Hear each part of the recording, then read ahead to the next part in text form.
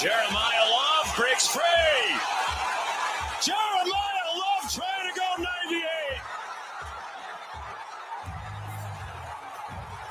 Touchdown!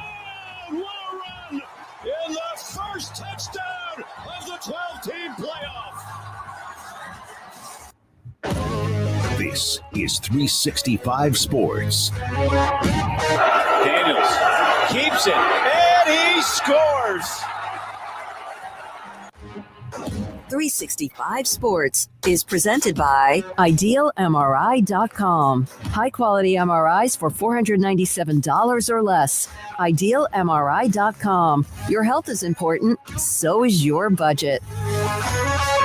Underneath, Smith gets to the corner. Money on the rise. Touchdown.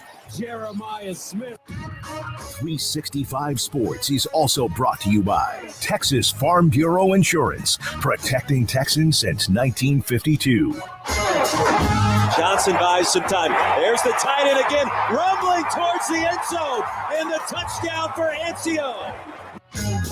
Remember when you had a guy, someone who could fix anything? They're still out there at Batteries Plus. With their quick solutions and expert advice on batteries, key fobs, and phone repair, Batteries Plus will have you in and out and on your way in no time. Batteries Plus, the experts in charge. Klubnik's going to take off. Klubnik for the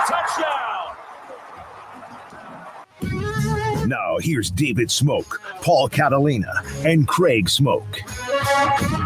How we doing? Hope you had a great day so far. We hope to make it better over the next 3 hours, and a lot better than North Carolina football coach Bill Belichick and also others attached to North Carolina. We're going to have some of – I'm telling you, Twitter last night was – if you like North Carolina, it was rough, but as was the game. But we will get into that. We'll also have some headlines today. Ari Tempkin, Shahan Jeyarajah, Craig's off the radar, Mike Golic Jr., Paul's top five, and Andrew's poll results. In fact, he'll put a poll up, if not already, here in just a minute. Plus, also, we'll have our college football picks and who the winner was after the first week. Paul Catalina and Craig Smoak. And I tell you what, TCU looked really good. They looked like they athletic and speed, and Hoover was good, and the defense had interception. I thought, we'll get into the Belichick and North, but I thought they looked really good. Josh Hoover looked really good. I mean, he threw that one pick that was just kind of wonky, and I think you're probably going to get one of those every now and again from Josh Hoover, but he's gotten better each and every game, it seems like, in his career.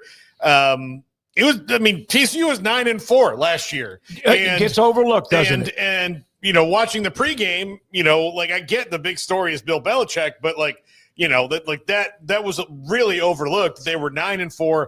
This is a now 2-year rebuild process from the Georgia game to now that looks like they have got Kavorian Barnes looked fantastic at running back. They did not have a running game last year to speak of. Kavorian Barnes looked fantastic. Hoover looked great. The Andy Avalos' defense in year 2 really got after and attacked really, really well. TCU I'm very impressed with, and I thought they'd hang in the Big 12 race most of the year. And, how good UNC winds up being down the line, that is what it is. But this did nothing to change my mind about how good TCU can be. Yeah, I think the surprise last night was absolutely stupid. Yeah. What were people surprised about? They got hyped up over the Belichick hire and thought that North Carolina was suddenly going to be a team that beats the TCU. I think it speaks to either a lack of knowledge about TCU or a lack of respect, and I don't try to play the respect card 24/7, but I think all of this talk about North Carolina and the multiple picks for them over TCU, based on what? Name the coach. No, seriously, based on just Belichick? Yeah. Okay, well, he's never coached college football, so why would anybody have been under the impression that he's just going to roll in? And as many people rightfully made fun of last night, all this talk about we're going to run an NFL organization as though college football was just like morons running around with no hierarchy and no training staffs and no like the 33rd NFL team. Yeah, the 33rd NFL team, all this jazz. I mean, it was easy to spot how easy that would be to make fun of, and it was easy to spot how obvious this was that it was going to be a loss for North Carolina. Like, of all the picks we made last week, and a lot of them were wrong, this one to me was like by far the easiest choice I had to make of the entire week. There was a brief moment where it was kind of like, okay, well, what if Bill Belichick just has that magic touch and he walks in and all North Carolina needed was like this pro-minded, grizzled coach? Never mind all of the offseason being spent on anything but football for that program.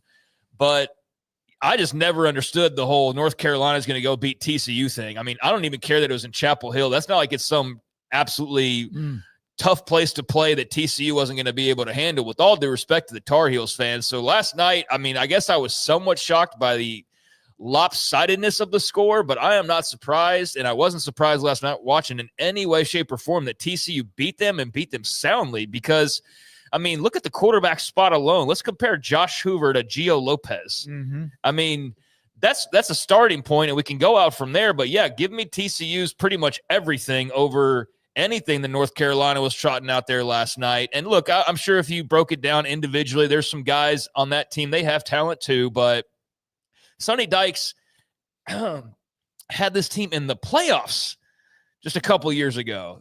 This wasn't just some rando Big 12 team or some rando whatever team. This was a team that's been in the playoffs. This is a team that has a NFL draft pick quarterback back and starting for yet another year. I mean, yeah, there were some question marks for TCU, but I didn't understand the love fest for UNC outside of, I do understand the Belichick thing, but I mean, if you could spot this coming, I don't know, you must be blind. We're going to get into the coverage leading up to it, and there have been some post remarks about it. We'll do that. Before we do, when we were at Big 12 Media Days, we interviewed, 12 or 13 of the 16 coaches on site, including having Sonny Dykes, who's joined us many different times, and Paul Catalina. I gave him the opening line of his pregame speech, and I don't know if he used it or not, but based on how they wholesale kicked their ass, yeah. Well, I mean, look, I'll let everybody who didn't see it judge for themselves. Yeah, here you go. I'll throw out here's what I would say if I were you. You don't have to say this, okay. But listen, Bill Belichick's just like them. He dates the same age girls. So there's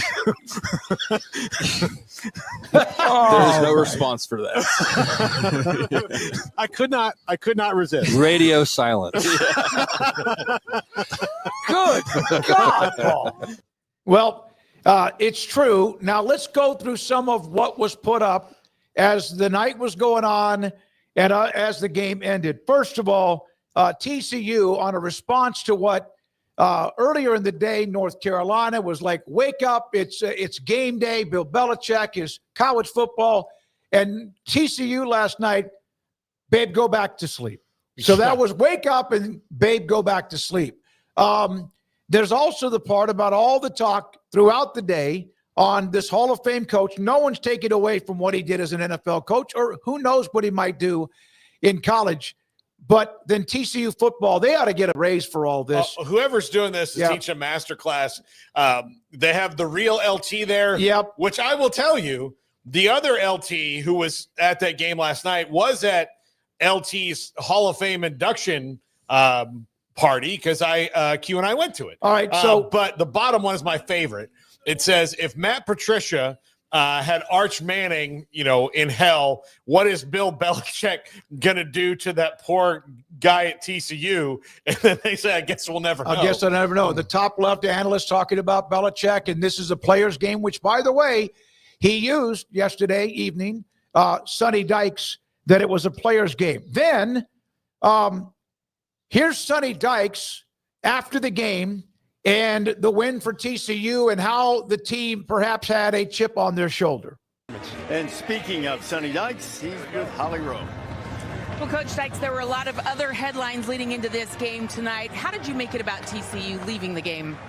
Yeah, I think we all felt a little disrespected maybe coming in there was a lot of conversation and none of it was about us. And so, I think we all were highly motivated. Our players were certainly excited to play.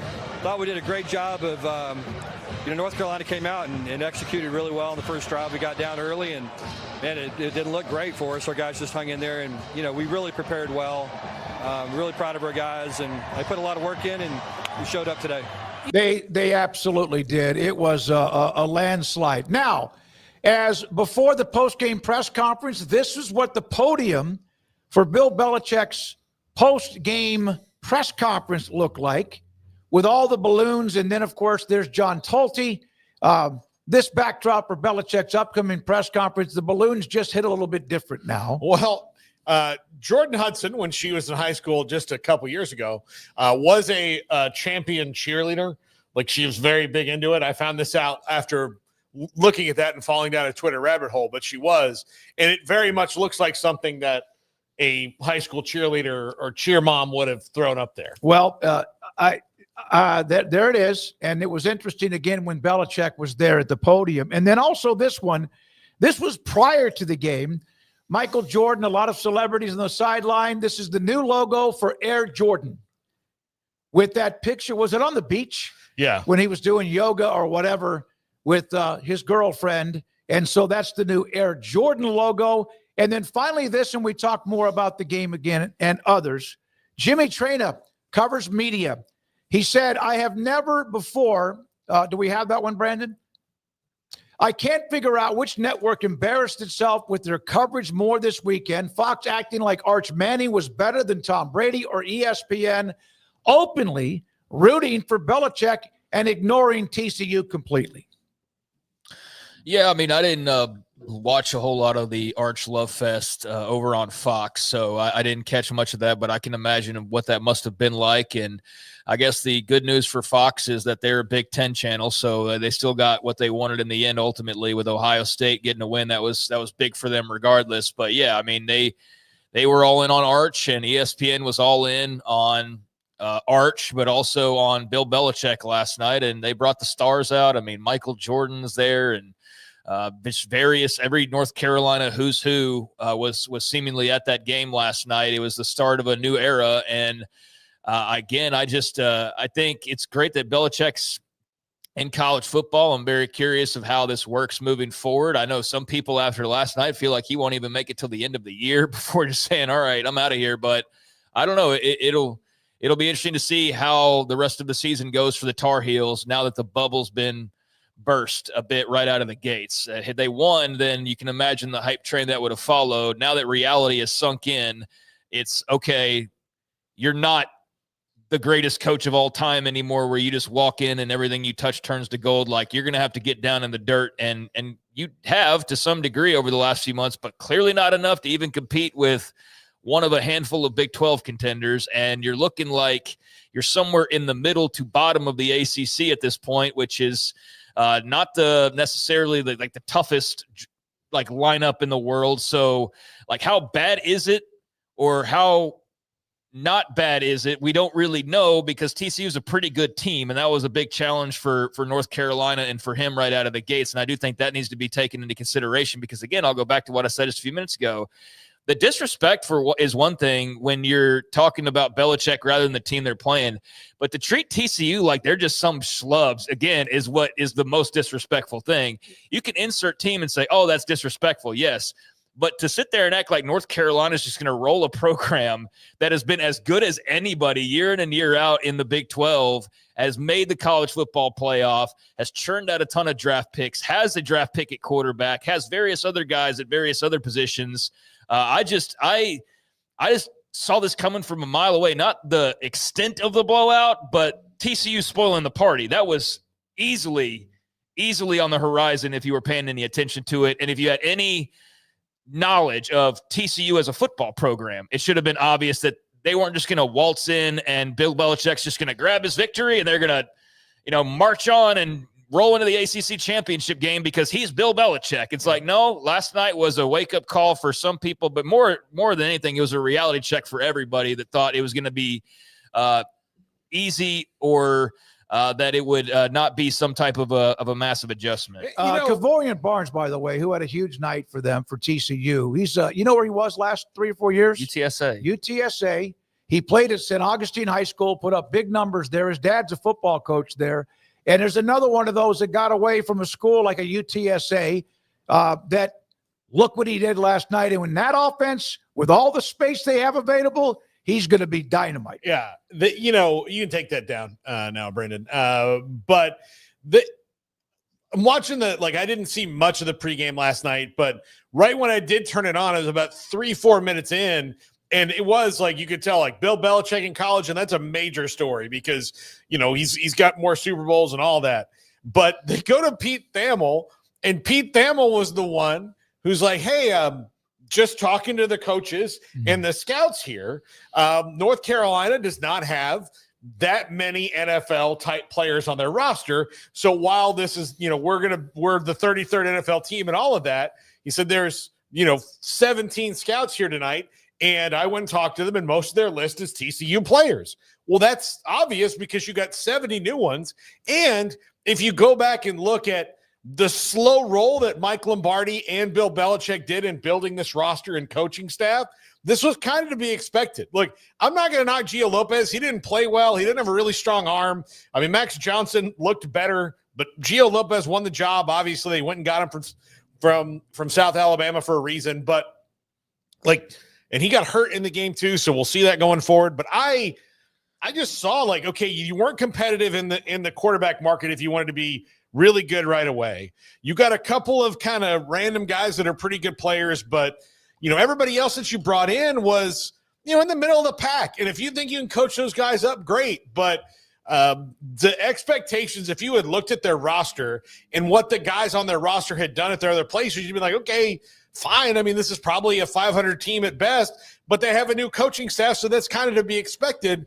I was surprised that there wasn't more honest analysis of the talent on the roster more than the coaches who were coaching that talent. Okay, tell me if I'm wrong. We brought up what Jimmy Traynor said about Arch Manning, who, again, I understand a lot of the hype, and we were waiting to see.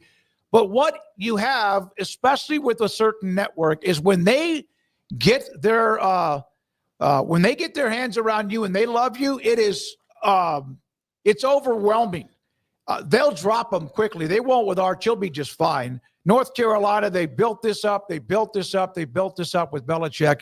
We'll see how much publicity he gets moving forward. Well, I mean, Arch is still on a very good team. Yes. Arch is on a team that lost by 7 on the road in Columbus against the number 1 team in the country now as of today. So he will be fine. Yes. Everybody's complaining about Arch did this or Arch didn't do that. And I know a lot of it's hyperbole and some of it's just actual analysis, but I think anybody is foolish if they're sitting there going, all right, well, Arch, that's it. We know what he is now. It's like, no, let's see him play some other teams that aren't Ohio State first. But yeah, he's not going to be the greatest thing to ever play the game of football.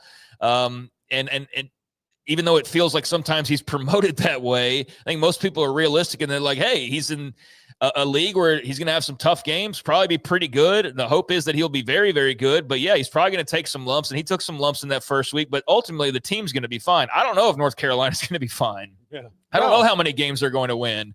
I think it was, on the positive, it was cool to see Belichick just be another character in this crazy world of college football of ours and another leak over from the NFL circles that I think makes the game more interesting. So I like it from that standpoint.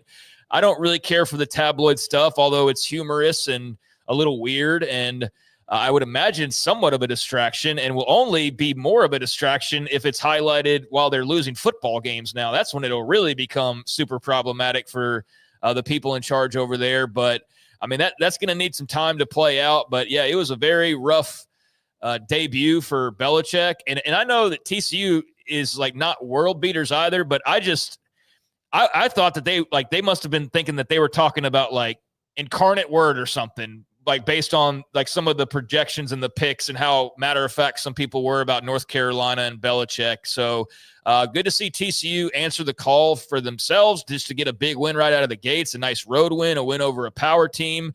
Also, the Big 12 desperately needed them to win that game.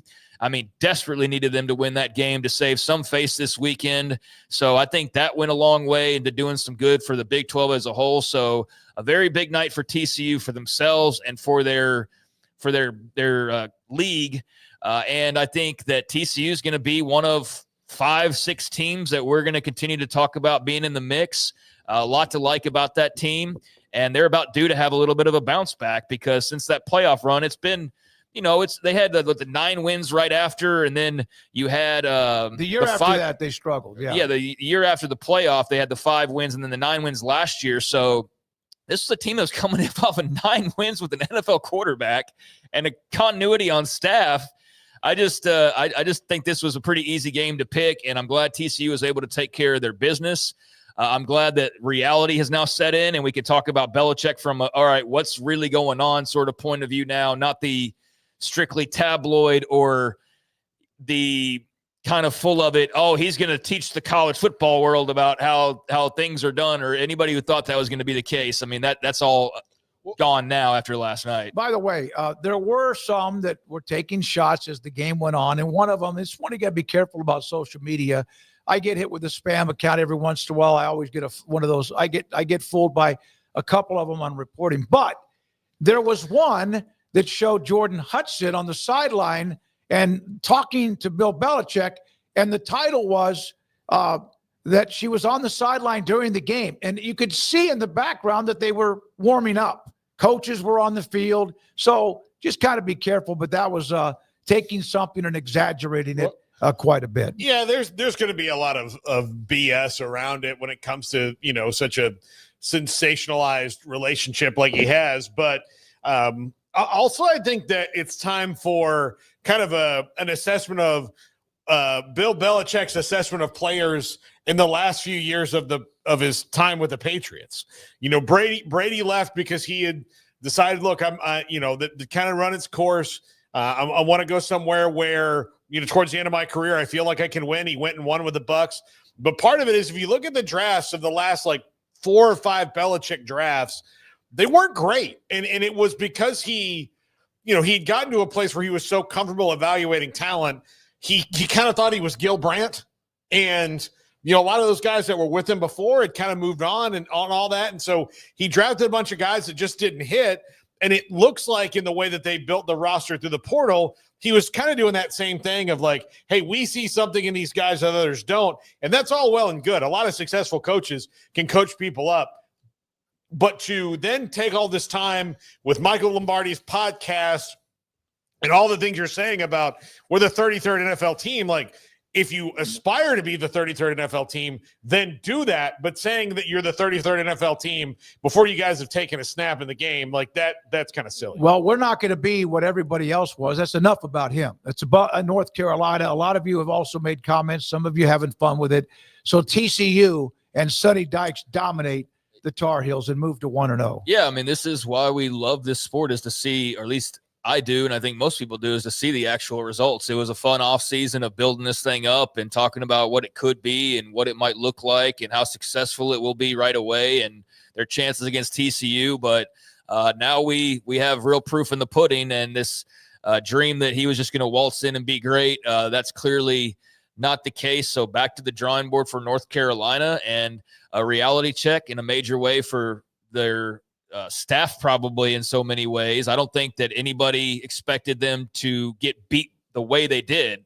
Get beat by TCU. Okay, I'm sure some people expected that. To get beat by TCU by 40 something points, 34 points. is not, I think, something that people had on their bingo card at all. So yeah, credit goes to TCU. Love the Kavorian Barnes pickup. Jordan Dwyer looks like he's going to be a really good wideout for them after coming over through the portal. Hoover's Hoover, and he's going to have moments here and there where he makes a mistake. But overall, I mean, that touchdown throw that went viral like 5 seconds after it happened, a little throw to the corner early on in that game, I mean, had everybody's jaws dropping just how pretty a ball that is. Kendall Browse isn't going to have a quarterback that doesn't throw a great spiral. He's always going to have guys who have pretty touch, and Hoover is definitely somebody sitting there with a really nice arm that's going to be fun to watch throughout this season. So there's a lot to like about TCU. It was a really nice win for them, a really nice win for the league that was much needed. And I think now we can kind of put the pieces where they actually are rather than where we think, like we did for the last few months. They have Abilene Christian next, and then they have SMU and Arizona State in their third and fourth games. SMU will be playing Baylor and then TCU in back-to-back weeks. That's what TCU has in front of them. Then there's this Oregon and Oklahoma State. I don't know what it is. Back and between forth. Dan Lanning, the Oregon coach, and Mike Gundy, of course, who's never been against saying how he feels. So let's go bottom to top. Mike Gundy on radio saying that Oklahoma State spent around $7 million over the last 3 years. And I think Oregon, he's quoting, spent close to $40 million last year alone. So that was just 1 year. Now I might be off a few million. Dan Lanning then had a response, and there was audio to this too, but if you want to be a top 10 in college football, you better be invested in winning. We spend to win. Some people save to have an excuse for why they don't. There's Mike Gundy also said that, like, maybe they should play teams in the non-conference that spend as much as they do or something like that. I don't know if it was kind of offhanded or a joke. He also, like, pulled his shirt up during the press conference yesterday, too, for some reason. He's one of the few coaches in college football that could probably do it and get away with that. Yeah, exactly. Yeah. But he did, and, like, it's weird to kind of throw that out there as a motivational tactic and all, especially given the fact that you kind of just spent the offseason fighting with your board about how much money they're spending on your staff and NIL and all these other things. And look, if whatever Oregon spent and whatever Oklahoma State spent and all that, I mean, it's going to come down to what happens between the stripes on Saturday. But yeah, it's kind of a weird thing for him to bring up about the game. Part of it is him being him, but at the same time, they just played UT Martin. That's who Oklahoma State played, and they had probably no budget at all, hardly any, for what they did to put that together. Gundy being a little bit flippant, but Lanning's one of those. Remember what happened with Colorado a couple of years ago? If he gets a chance, and he will drill Oklahoma State if that opportunity arises. Well, I mean, there's going to be that opportunity this weekend. I mean, Oklahoma State doesn't seem like they're in a position right now where you expect them to be highly competitive with Oregon on the road. And I think that's the sign of just kind of where that program is right now, is that in years past, Oklahoma State would be one of the first team that you mentioned as contenders in the Big 12. They would have been in the same list of TCU or Texas Tech nowadays, and Arizona State and whoever else you want to throw in, BYU, et cetera, so on and so forth. But they're not even mentioned. It's just like, no, they're not even thought about when it comes to that. And they haven't been for a couple years now. And I don't know when they're going to be thought about that way again. I mean, like, think about that. We're not even considering, like, they're just like in the back of the conference and everybody's just like, yep, that's where they are. And that's just not the Oklahoma State program I grew up with, was, I don't know, for like the last 25 years.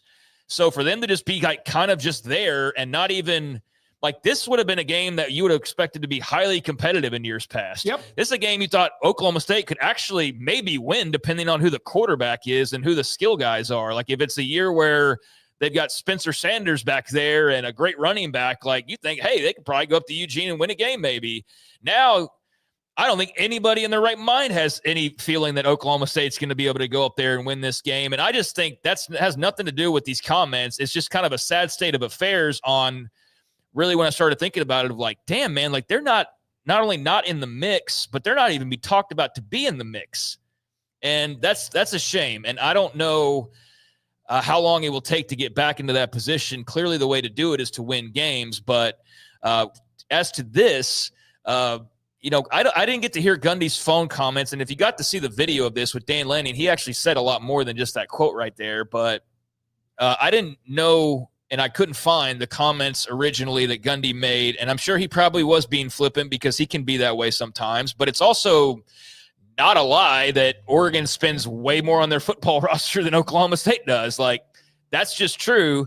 So when I watched Dan Lanning's comments, I didn't have every single piece of context for the way Gundy said it and everything, but I thought Dan Lanning came across, I could see from an Oregon point of view, where like, yeah, that's our coach fighting for us. But I was also like, why did it bother you so much? Like, I just thought it was some of those. That's my MNF, that kind of thing. Like there are people like all fired up, like, yeah, kick Gundy's ass, like that kind of thing. And they all had like ducks in their avatars, and that's fine. Like, you love your coach, but I also just found it kind of bizarre of like how defensive he appeared to be over it, like bothered by Gundy's comments. He is, but the only other time he was really like that was with Kirby Smart in Georgia, and they're buddy, and like he didn't like go after him like he went after Gundy. Yeah, no, he went after Dion. Remember? Dion. Yeah, okay, yeah. So I mean, he's made comments, but he gets a little bit. He's got. I don't think I like him. But maybe I'm just missing exactly what Gundy said to fill in the blank to make it make more sense as to why Dan Lanning seemed sort of bothered, like really actually bothered by it, and not just, hey, this is coaches talking and whatever. And look, Gundy might have said it in a way that was offensive. I wouldn't put that past him, but when you just read like, oh, he was talking about the NIL money that Oregon's spending and it's way more than he's spending, it's like, yeah, that's what happens. And then you had Lanning touch on that specifically when he said, well, I'm pretty sure, UT Martin doesn't have the same money that Oklahoma State has. I mean, he really went in on Gundy, and he did it while also the whole time saying how much he respects him and everything he's done. But you could tell like that shot hit him to where he felt like, yeah, I need to respond, and I need to like respond strongly, and he did. One of the things I don't understand is about programs that are putting out the money, and then somebody brings them up, they get defensive. I'm not saying that's what he was doing, but it almost is as if sometimes you see a little bit of that defensive. By the way, Wet Blanket, they were ranked among the top 3 in the Big 12 last year, which was a joke, and in the preseason top 20, which was a joke. But then he said, hey, guys, they have been to Arlington for the Big 12 championship game in 2 of the last 4 years, speaking of Oklahoma State. Yeah, that's fair. I don't think anybody's really I mean, yeah, I'm not trying to, like, degrade Oklahoma State. I'm saying it more from a point of concern of, like, they're not even in the thought process this year. So, yeah, there's no denying their previous success, but they're just not even the 7th or 8th team. Hell, they might not even be the 12th or 13th team that you rattle off before you finally get to them. So, hey, it's a down year. That's understandable. The problem is that last year was a down year too. So all I'm saying is like they're just in a bad spot that I find unfortunate that we're not talking about Oklahoma State having a chance to go up to Oregon and win this game and having some real actual confidence behind it.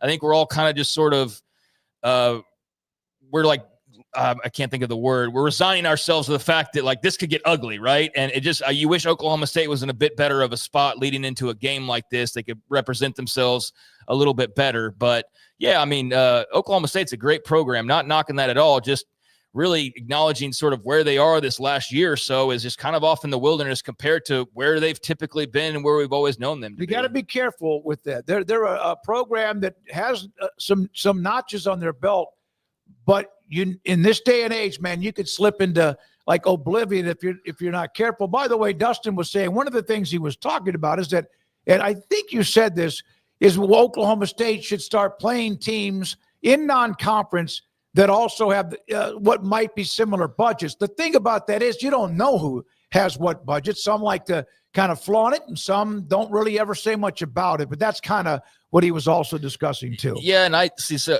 I couldn't hear the Gundy audio.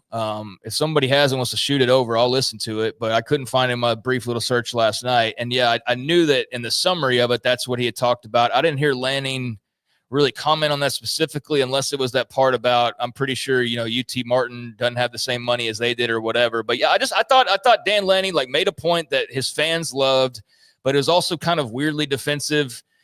But I didn't have the full context, so I'll give him the benefit of the doubt that maybe Gundy said it in a way that caused him to react that way. But Gundy just saying like, hey, they spend $30 million more per year on their roster.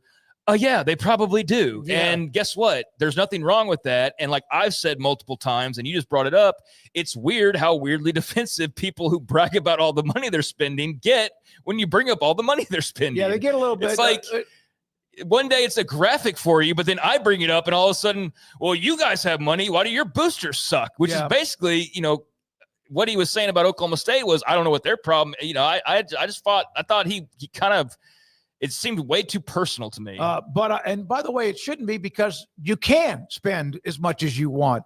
I want a team that's competing at the highest level. We're really fortunate to be in that situation.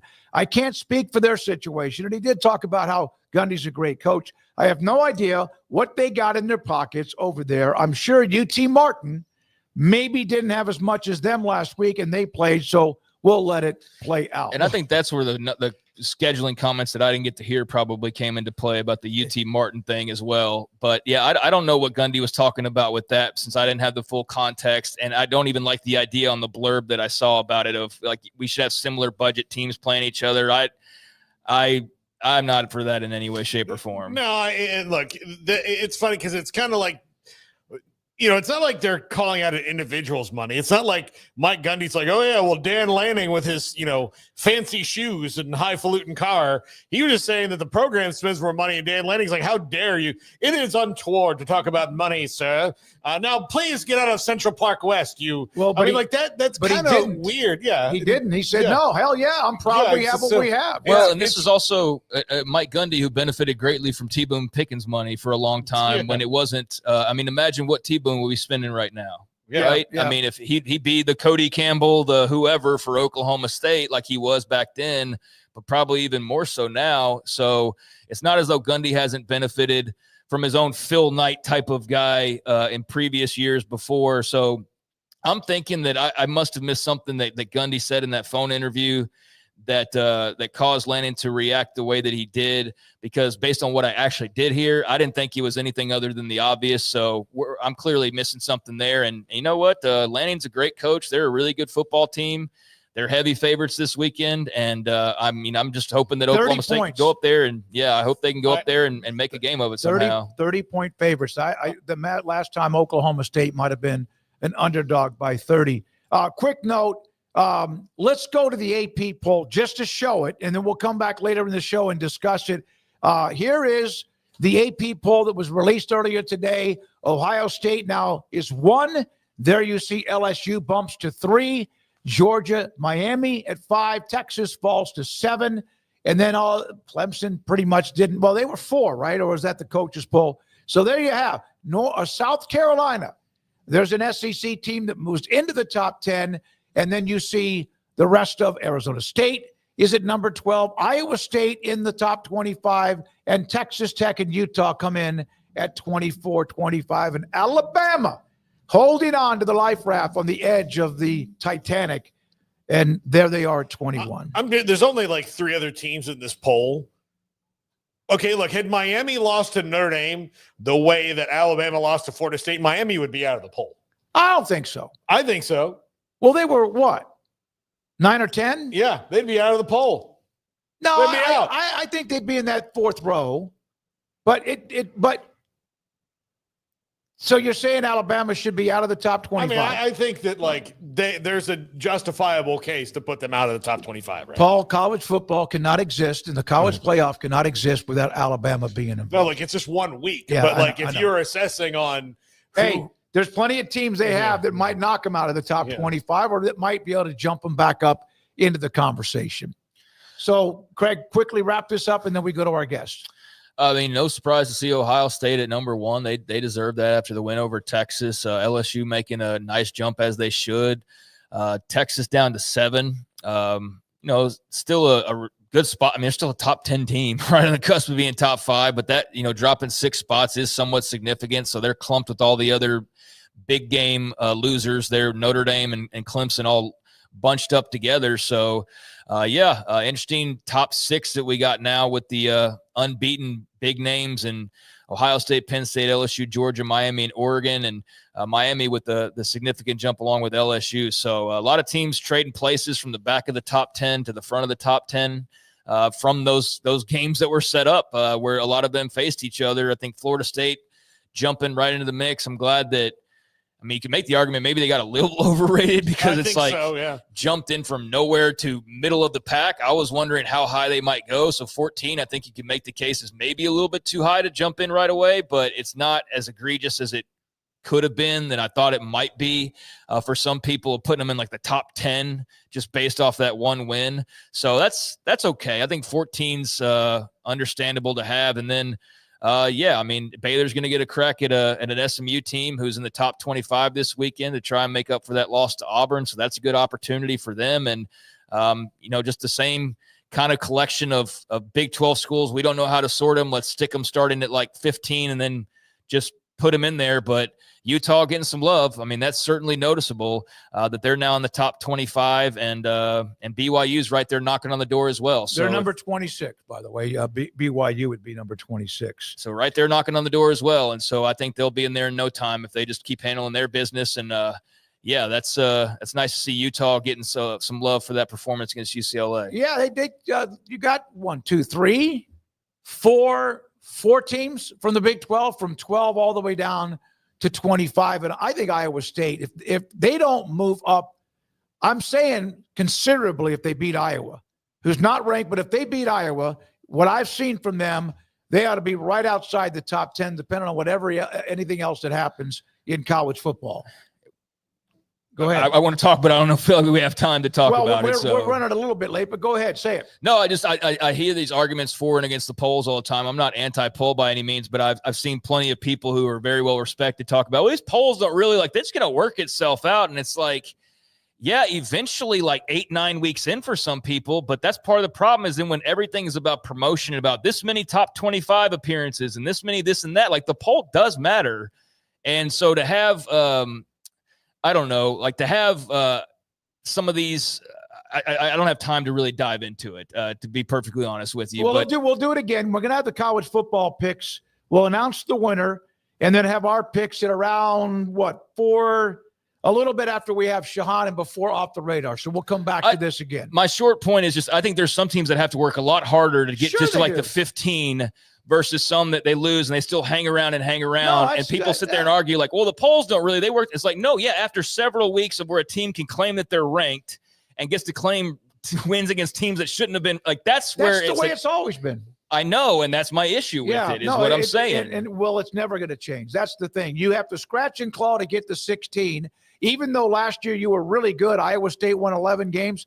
And they're at 16. But the point is, it's based off a preseason poll. Sure. And so that's my issue with I don't think you shouldn't have a poll at the beginning necessarily. But that's where my issue is with having that poll is that it's baked in, but it's baked in off nothing concrete. And so now teams that should probably be after this week 10, they're like 17 and are going to have to win a couple more games to get where they should have been after 1 week anyways. And then the conferences then say we have 5 in the top 6 or whatever. All right, when we come back, Ari Temkin, Big 12 Radio on TuneIn. He will join us. And, oh, by the way, Shahan Jararaja, his thoughts about what he saw in college football over the weekend. He blasted what he saw from Bill Belichick in North Carolina on a column today on CBS Sports. This is 365 Sports. I got an email today. Let me see where it is. Doug Furch. Doug Furch is promoting what they have at the tailgate when Baylor plays at SMU on Saturday. They do that with the Baylor Alumni Sports Network, and that's what they're doing coming up this weekend. Doug Furch and Paul Thorpe, they will be on the SMU campus at the Bush Library. It's the library of the museum. They'll be there with all of the fans who want to be a part of that on campus. We have been on the road before when we were doing pregame shows, and there's always a night. I mean, at TCU one time, we were on the tennis courts, but for the most part, they always have something very convenient and also a chance for people to unwind prior to the game. And then, of course, even if they're happy or sad after the game. If you want to travel and go where Baylor goes, get in touch with Doug Furch and Paul Thorpe at Baylor Alumni. That's my go-to guy. Can you fix my smartphone? Yes. Do you have car batteries? Yeah. What about golf cart batteries? Of course. Battery from a G-Fob? Absolutely. My boat? Huge variety. Toy boat? Sure. Motorcycles? You bet. My apartment building? Whole building. Do you have batteries for my party lights? Yeah. Batteries Plus, the experts in charge. Right now at Bird Colgin Ford, we're bringing you an offer that's as big as America. Employee pricing for everyone. You pay what they pay. That means you drive home a new Ford F-150, Bronco Sport, Expedition, Super Duty. From America, for America. Employee pricing for everyone at BK Ford. Looking to sell your vehicle? Get top dollar for yours today. Don't miss out. Employee pricing is available for a limited time. Visit us anytime at bkford.com. Experience better at BK Ford.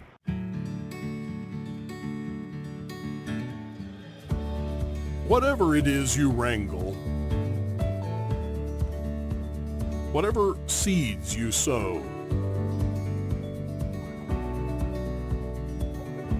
no matter what you nurture or what you choose to grow, at Texas Farm Bureau Insurance, we're proud to protect all Texans.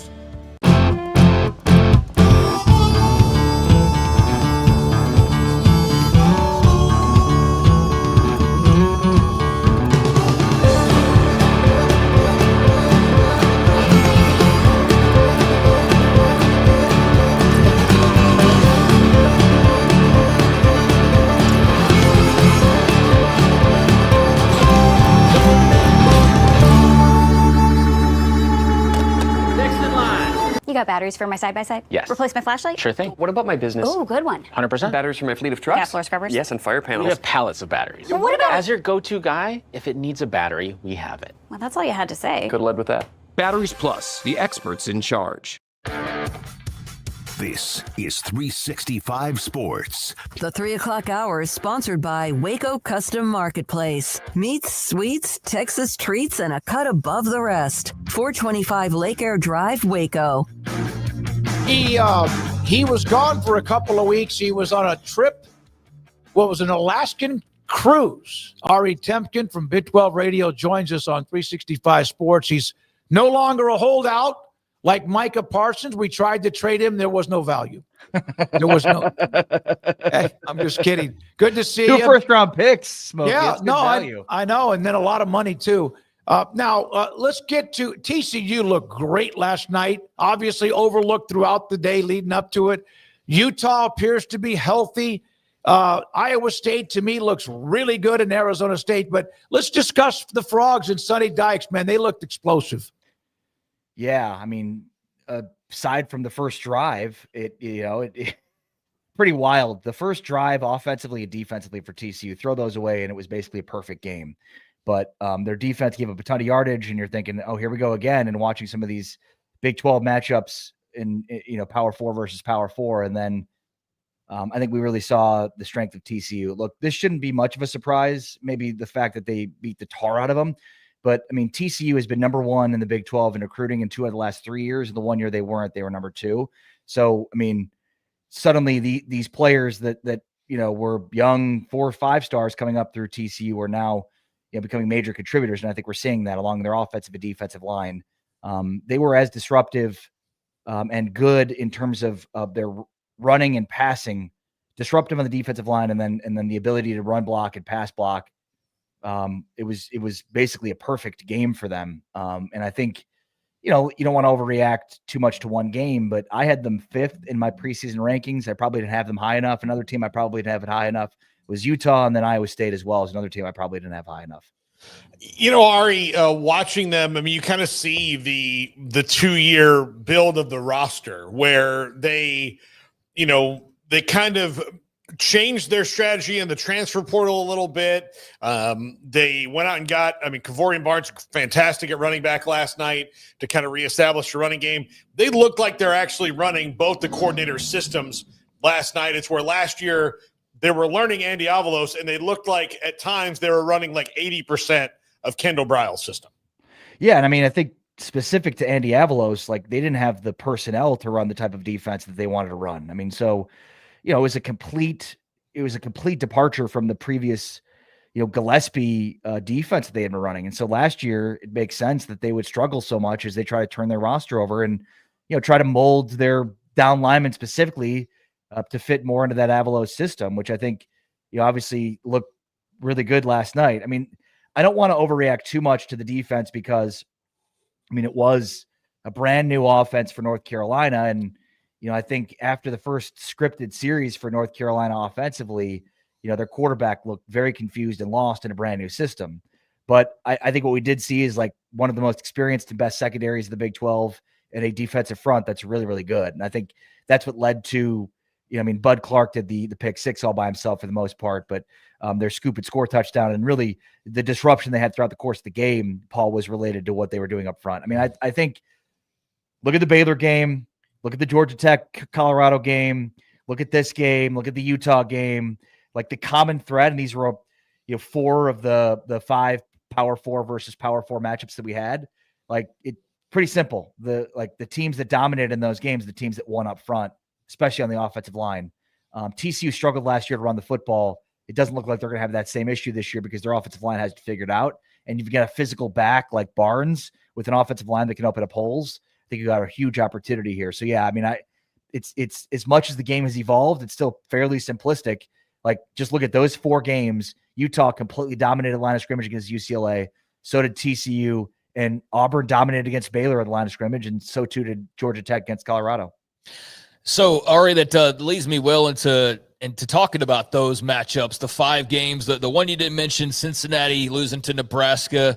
So the Big 12 2-3 in these crossover Power 4 matchups, and there will be some more of those games this weekend. And the reason why these matter is not just the tribalism aspect, but like also because of the playoff discussion at the end of the year when you're comparing like who beat this many Power 4 teams and whatnot. So there's a very good chance they and the ACC are fighting for a spot, and it could come down to games like this. So what was your impression of this 2-3 record? It feels like TCU kind of saved the day from this being a nightmare, even though Utah looked really good. Yeah, and I caught your discussion there with the AP Top 25. And so, yeah, I mean, these games mean a heck of a ton when it comes to that, and then in turn the college football playoff rankings.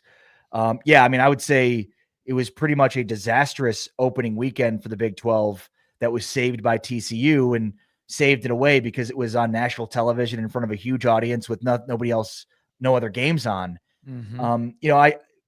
I think part of that, though, the amendment to that is so much of the conversation today has been about Bill Belichick, and man, he's in over his head. He, does he know what he signed up for?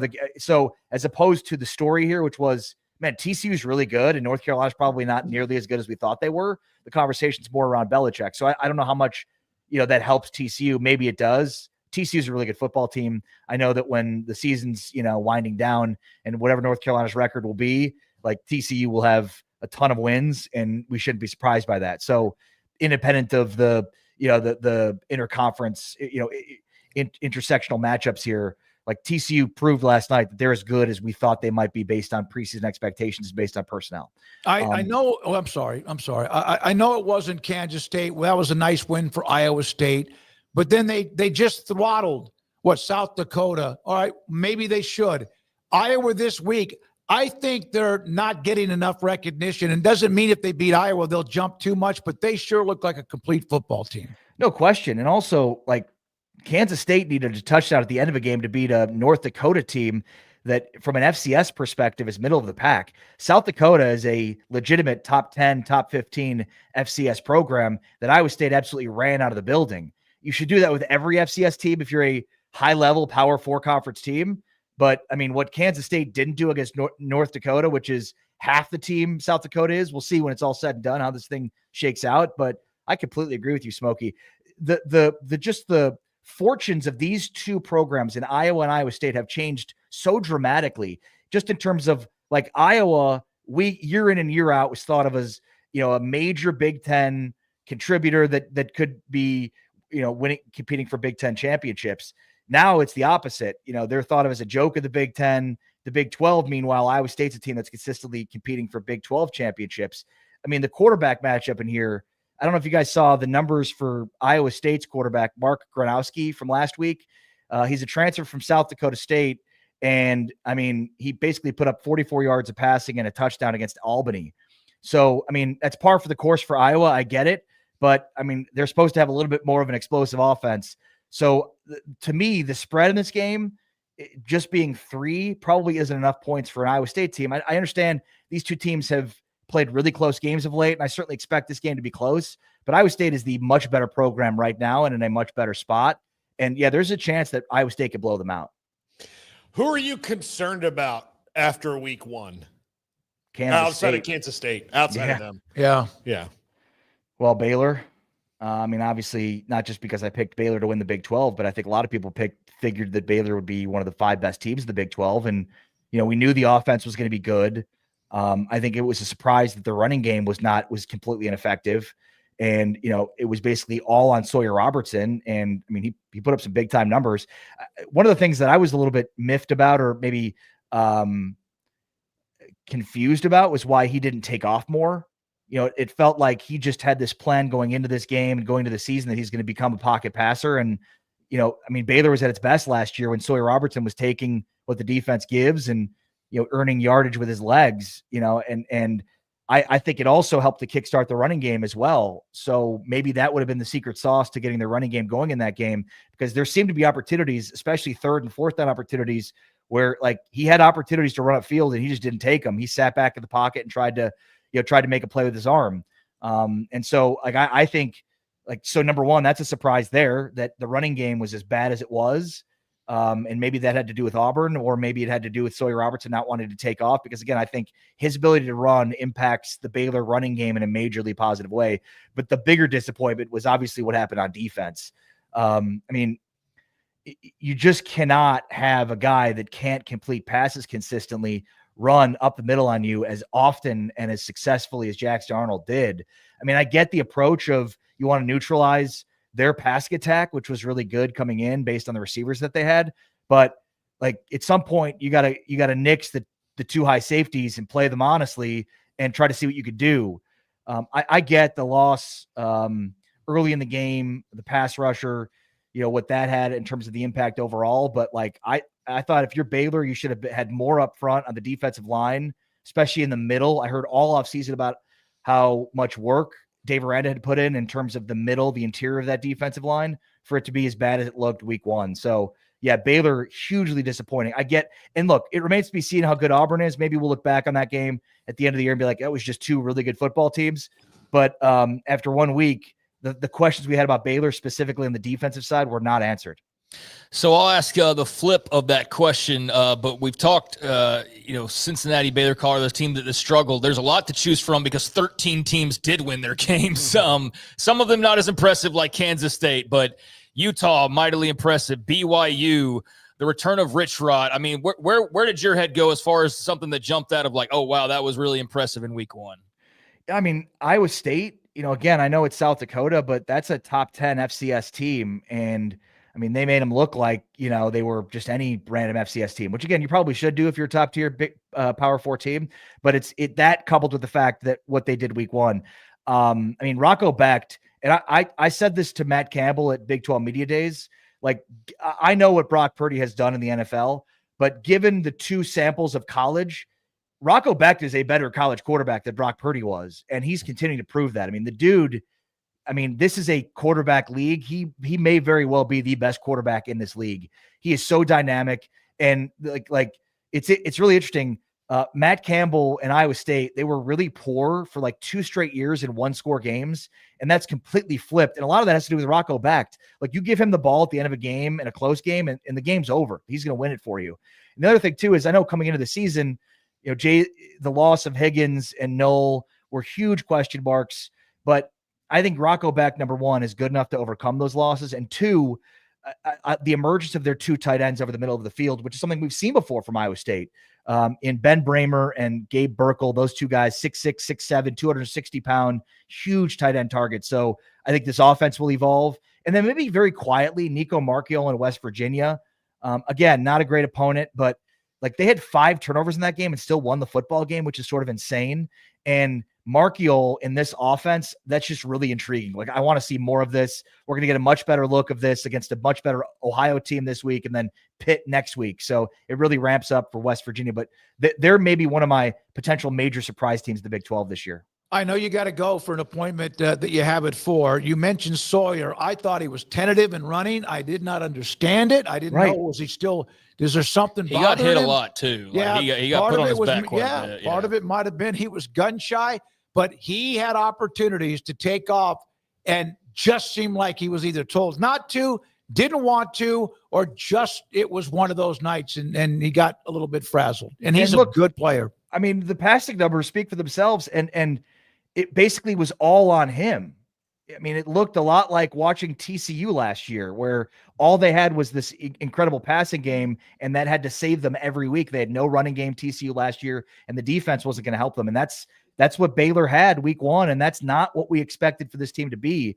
You know, I want to go back and look at some of the early season games when Sawyer got going last year with Baylor, obviously after DeQuan Finn, but it felt like a big reason for why Bryson Washington got going on the season was because of Sawyer's ability to run and what that did to pull defenses in. So, yeah, I totally agree with you, Smokey, and I'm glad you caught that too, because I think it lends a greater credence to that. Like, he just looked tentative. I mean, there were multiple opportunities. You're watching this play develop, and you see the pocket, and you're like, go! You've got room to run, and he just didn't do it. He did not want to do it. And I think for this offense to be as explosive as it could possibly be, he needs to be able to be a legitimate dual threat. It shouldn't, to his credit, be the first option. Like, you've got to figure out a way to become a more consistent passer, but it cannot be. I mean, he didn't have any rushing attempts. He took 4 sacks. Yep. So when you look at the rushing numbers, the four rushing attempts for minus whatever yardage is all sacks. He did not rush once. That is a shock. Yeah, no, that's why he's valuable, not just because he throws for 300 or 400, but because of his mobility. Thank you, buddy. Appreciate you jumping on. Ari Temkin with us with Big 12 Radio will join us on Tuesdays in the 3 o'clock hour. In just a moment, Shahan Jewaraja, who was covering, he was at that game with Auburn, but also other games this weekend in coverage and what he has to say too. This is 365 Sports. Did you know that Waco Custom Marketplace, the oldest operating family-owned beef processing facility in the state of Texas? The Bauer family started back in 1953. Brian and the family continue that to this day. It was Waco Meats, Waco Custom Meats. It was a distribution area where they had the big butcher shop behind. It's a small little lobby area, but they still sold some steak, etc., in the front. And then they moved down the street. It's been a while since they've done that. Waco Custom Marketplace, hometown grocery store, full-service butcher shop with seafood. And they've got, sometimes I love them, tiger shrimp, lobster tail, live lobster tank. And if you want mahi, salmon, fresh salmon fillets, pork and poultry. And then the back has got great beef. I mean, tomahawk, chopped ribeyes, and all the others you could imagine, along with even delicious burnt ends, which is great to have anytime, but tailgating season, tri-tip, brisket, yes. And then they have a full-service bakery, fresh baked kolaches and bread every day. It is fantastic with all the seasonings and marinades. If you want to do any kind of tailgate, they have the product you want. The Bauer family, 425 Lake Air Drive in Waco. Allen Samuels in Waco, your Central Texas commercial headquarters. Get a new Ram 2500 crew cab starting at just $43,990. Don't miss the savings during the Make This the Summer event. Allen Samuels. Come by. Let's be friends. Let Camille Johnson Realtors guide you seamlessly through the process of buying your dream home or selling your current one. Commercial, farm and ranch, or residential, Camille Johnson Realtors can smoothly and successfully lead you through any transaction. With a team of 28 experienced agents who are excited about serving you, Camille Johnson Realtors services the entire greater Waco area. If you're in the market to buy or sell, contact Camille Johnson Realtors, 104 Midway Center in Woodway, or find them online at www.camillejohnson.com. Camille Johnson Realtors, elegant, charming, warm. Welcome home. Pizza, burgers, and Bears football. There's no place around Waco that serves them all other than Bubba's 33. Come show your green and gold and enjoy some of Waco's best food and beverages while watching your favorite team, the Bears. When real Bears fans get hungry, Bubba's 33 is the #1 spot for ice-cold drinks, hand-stretched, stone-baked pizzas, and bacon-infused burgers. Join us for indoor or patio dining. Bubba's 33, Waco's restaurant and proud supporter of Baylor Bears football. Sick 'em, Bears. Don's Humidor, your home with a 48-foot walk-in humidor with the elite cigar brands from around the world, including the #1 cigar of the year, Aging Room Cuatro Nicaragua. Plus, they have the great brands like Macanudo and Artur Fuente, Rocky Patel, Aston, and so much more. CBD, great for sore muscles, aches and pains, sleep, Vita Dreams, and anxiety, mild depression, general health and wellness. Their staff very knowledgeable on the subject. Don's Humidor in the Townwood Shopping Center off Valley Mills in Waco. Ready to take your business to the next level? Carrion Solutions has got you covered. We deliver world-class IT consulting, including Quest On Demand and Migration Manager, M365 and Exchange migrations, Active Directory assessments, security hardening, and Windows Server upgrades. Our experts specialize in consulting, monitoring, support, and managed IT services. We promise vision, professionalism, and unbeatable value. Satisfaction guaranteed. If you're not happy, we make it right. Remember the name Carrion Solutions. For more info, email sales@carrionsolutions.com or visit carrionsolutions.com. That's CARRION solutions.com. Carrion Solutions, IT success guaranteed.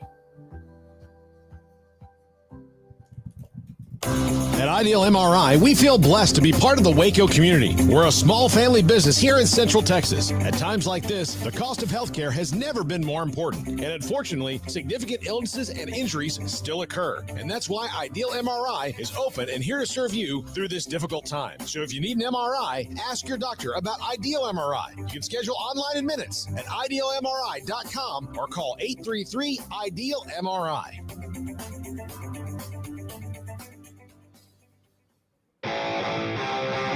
This is 365 Sports. Text us at 254-339-1122. The text line is sponsored by Riverbend's Liquor and Wine, with the most extensive variety of craft beer in Waco. A hidden gem on Lakeshore Drive and 19th Street. If you are watching us in any way, whether it's live on Twitter, on YouTube, please hit the subscribe button or subscribe to the channel if you haven't. Hit the like button if you haven't. We would appreciate that. Shahan Jararaja joins us, CBS Sports. His article today, by the numbers, why Bill Belichick's UNC debut was a disaster for the ages at North Carolina. They had that opening drive, and they're going to look. Was that a reality check for everybody involved, from North Carolina to the media that thought this was going to be the next coming of Saban, and for Bill himself? Well, I'll tell you what, that drive reminded me a lot of Colorado's first drive against TCU a couple of years ago. And I felt about the same about that Colorado game as I felt about North Carolina, that TCU was just going to come in and maybe wipe the floor with them. But yeah, I mean, I think that this was a huge reality check for North Carolina for a couple of reasons. I mean, one, look, TCU's going to be one of the better teams in the Big 12, but they're not necessarily a top 10 team. They're not necessarily a top 5 team. I mean, for goodness sake, North Carolina still has to play Clemson later this year. And I think that it just showed them how far away this team is in every phase of the game. My biggest red flag about this team heading into 2025 is that they just don't have a lot of playmakers on that roster. I think that they did an okay job of raiding the portal with Belichick coming in, but it's really not easy to just come in completely cold, not have any connections in college football, not have any connections in recruiting, and find guys who are going to be able to step up and really be big-time players at the power conference level. So I think you saw a team that was just frankly not talented enough, and that's my issue with North Carolina heading forward. I don't know if they're going to get more talented by the time the season comes to an end. I'm kind of confused as to why North Carolina thought, or at least that was their PR mission, of we can turn this around in a year and be contenders, when North Carolina quite literally is never a contender in football in the ACC. Well, hey, that's not fair. Marquise Williams happened back in 2015. I think all of us Baylor Bears remember that great team that Larry Fedora was OC on. Oh my God, yeah. that was a little while ago. But I do think that if you talk to people inside the building a little bit, which I haven't as much, some of my colleagues have, there's an understanding that this probably wasn't going to be back in the ACC title game this year, but there was optimism that this would be maybe a first step of a couple, right? Like this is maybe a 2-3 year flip. Well, this is looking like a roster that's nowhere close, right? Like this is looking like a roster that lost all of its best players. Obviously, Omarion Hampton now in the NFL, Howard Sampson, their top offensive lineman now at Texas Tech. And there's so many stories like that of guys who are very talented and just decided to go somewhere else because this new staff was coming in. And so I don't think that the people coming in at North Carolina realized when they put together this roster just how far away they were. I think that they thought, well, Mac Brown led them to a 6-7 record last year. We can probably do better than that. We can probably be a 7-8 win team and then potentially a 10 win team next year, then potentially an ACC title contender in year 3. And maybe that's all you get out of Belichick. But this is a roster that looks like it actually could be one of the worst teams overall in the ACC. I mean, after a game like that, because I think coming into the year, North Carolina has one of the easiest schedules in the Power 4. Well, if you're this quality of team, suddenly no schedule is easy. All of a sudden, going on the road against Cal, that actually looks like a loss. Going on the road against NC State, that looks like a loss. All of a sudden, you start asking questions about your road game against UCF. All of a sudden, you start asking about that Stanford game. Is that going to be competitive? It just changes everything, I think, when you go from being maybe a lower class team to a bottom of the barrel type roster. Shahan, coming out of the game out in Tallahassee, what were you more, I guess, confident about? Florida State's return to being a really good football team and maybe being a contender, or Alabama's downfall by their standards and maybe even by some other standards as well? Teetering there as a top 25 team at this point, and Georgia just about 3 weeks away. Well, I think what's interesting about Alabama is that this is kind of a repeat of what happened last year, where they just could not take care of business against opponents that they, wouldn't consider the highest quality, right? They punched up. They beat Georgia last year, for example, but then they couldn't handle Vanderbilt. They couldn't handle Oklahoma. They weren't focused and ready for those games. And I view this as being a very similar situation of a very, very talented roster. People are pointing at the roster, there's nothing about the roster construction to me that's broken. What's broken is that these players just are not executing. The culture just doesn't look good in terms of on-field play. They're not running to the ball. You saw these clips floating around of defensive players jogging while, Florida State breaks off touchdowns. And it's just so un-Bama. So that's, I think, probably the biggest concern for me is, can you fix that over the course of a season? I will say on the Florida State side, look, they played really, really well. And I think what's most impressive about them is that they clearly have elevated themselves to at least be competitive in the trenches against some of these elite opponents. So if that's the case, because that was a huge issue for them last year, I think that transforms what this team can be a lot. I think you have to put them in that conversation with Clemson and Miami as top ACC contenders. And so I think that I came away probably feeling a little better about Florida State than worse about Alabama, but you just can't keep having these mental mistakes and errors. You were at the game, Baylor and Auburn. You're Friday night. It was good to see you. Auburn was pretty good. They ran the ball. Were you surprised Baylor's defense basically was like soft toilet paper and stopping the run? Yeah, when Jackie Marshall went out, it was kind of over from there. Baylor just did not have anybody else at defensive end that they could rotate in. And, I think that there was some question right after losing Brandon Batt to the portal.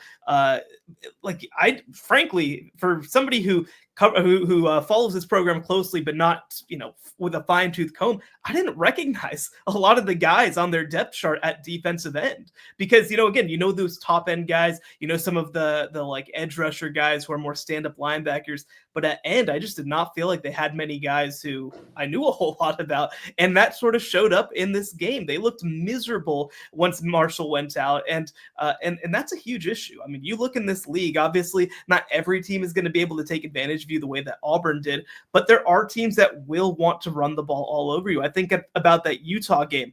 Utah's offensive line is better than Auburn's, and they run the ball at a higher level than Auburn does. So all of a sudden, you're starting to ask questions about some of these games that felt like maybe manageable situations that become a little more daunting. So I'm curious how Dave Aranda approaches it. I think in reality, you can't sit there with 3 down linemen when one of your linemen is just such a negative the way that we saw in this game. So I'm curious if he goes to a 4 down front. I'm curious if he brings more, pressure towards the ball, if they play a safety down. I don't know what their plan is going to be, but clearly what happened against Auburn is just not sustainable when you're playing good offensive lines.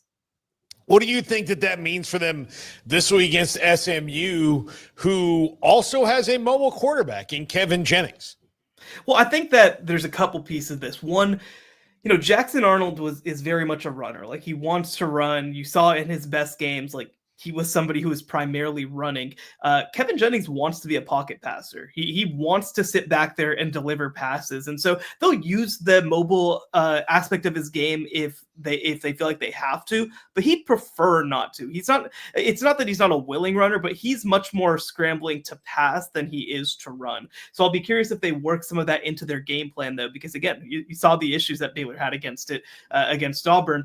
The other thing, though, too, is that SMU lost a couple of their key pieces on the offensive line to the NFL after their run to the college football playoff. So this is not going to be an Auburn-level offensive line. So this is a big opportunity, I think, for Baylor's defensive line to come out and show that, hey, you know what, maybe we're just a little overmatched in that game, but it doesn't mean that we're structurally flawed, that we're that it's over necessarily for this rushing defense. But I mean, I mentioned this on the Waco Tribs podcast as well. Like, I just don't feel like Baylor's done a good enough job of developing defensive linemen over the past 2 or 3 years. I mean, since that sort of TJ Franklin, Gabe Hall, that, Apu Ika, since that group graduated, I don't feel like we've seen consistently high schoolers especially come in and develop into good players at Baylor. So, I mean, I think that's something to keep an eye on, but I don't think that SMU is going to be able to take advantage to quite the same extent. The difference is, though, is that they might actually be more dynamic and dangerous in the passing game. Shahan, that's a loaded question, but there's just so many games in week 1, and we're also trying to look ahead to week 2 as well. But we kind of touched on some of those mega matchups from last weekend. But of the 3 winners who now find themselves right there inside or just on the outside of the top 5, Miami, LSU, Ohio State. You pick one to talk about or fawn over or whatever that stood out to you most from last weekend. Well, I picked LSU before the season to win the national championship, and I'm feeling pretty good about that right about now.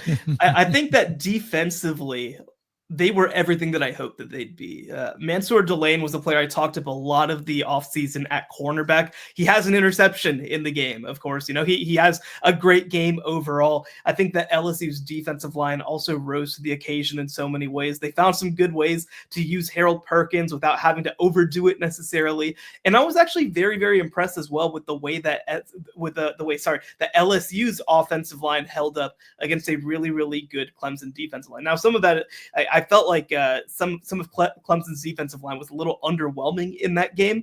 Certainly something to keep an eye on. But I think that LSU very much looked the part of a national championship contender. They go in, they make plays in big moments, they actually go down, they don't panic, they live up to the moment, and ultimately come away with a 7-point victory that, frankly, I mean, could have easily have been more than that. I mean, I felt like that catch was a touchdown, the incredible Garrett Nussmeier pass. But regardless, to be as dominant as they were, to outgain Clemson by as much as they did, they looked the part to me. And, I don't have an AP vote, but in our CBS 136, I voted them number 2 ahead of Penn State because I was so impressed with their performance. Well, I was about to bring that up. I saw where you said your top 25. I didn't know if you were AP or not, but everyone can have a vote. And of course you covered the game.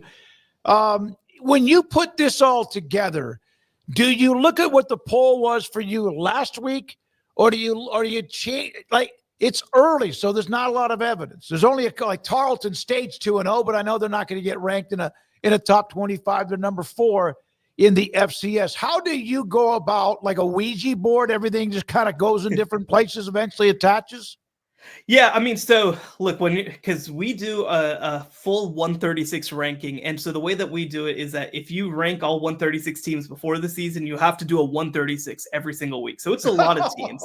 Yeah. So and I do that every single week. So and then I pull the top 25 of that and usually tweet that out. So I try to very much like you have to have some context for it, right? You can't just go A to Z in the alphabet and try to place every single team. But what I try to do is, if there are teams that generally have helped themselves or hurt themselves, like I'll move them to the side for a second and I'll kind of slot them in a little bit later. But, especially at this point of the year, I really try to be very reactive. Like Alabama was not my top 25. They haven't done anything at this point to deserve a top 25 spot. Even if you think that Florida State is a top 20 team, well, going on the road and losing by 2 touchdowns to a top 20 team, that's not necessarily going to get you in the rankings if you don't have that Crimson A on your helmet. And so ultimately, I think that, or I guess white A on a Crimson helmet, you know what I mean? But I think that for me, like I try to be very reactive at the beginning because we come in with so many preconceived notions about this game. And I think that ultimately hurts our own understanding of the game. Like,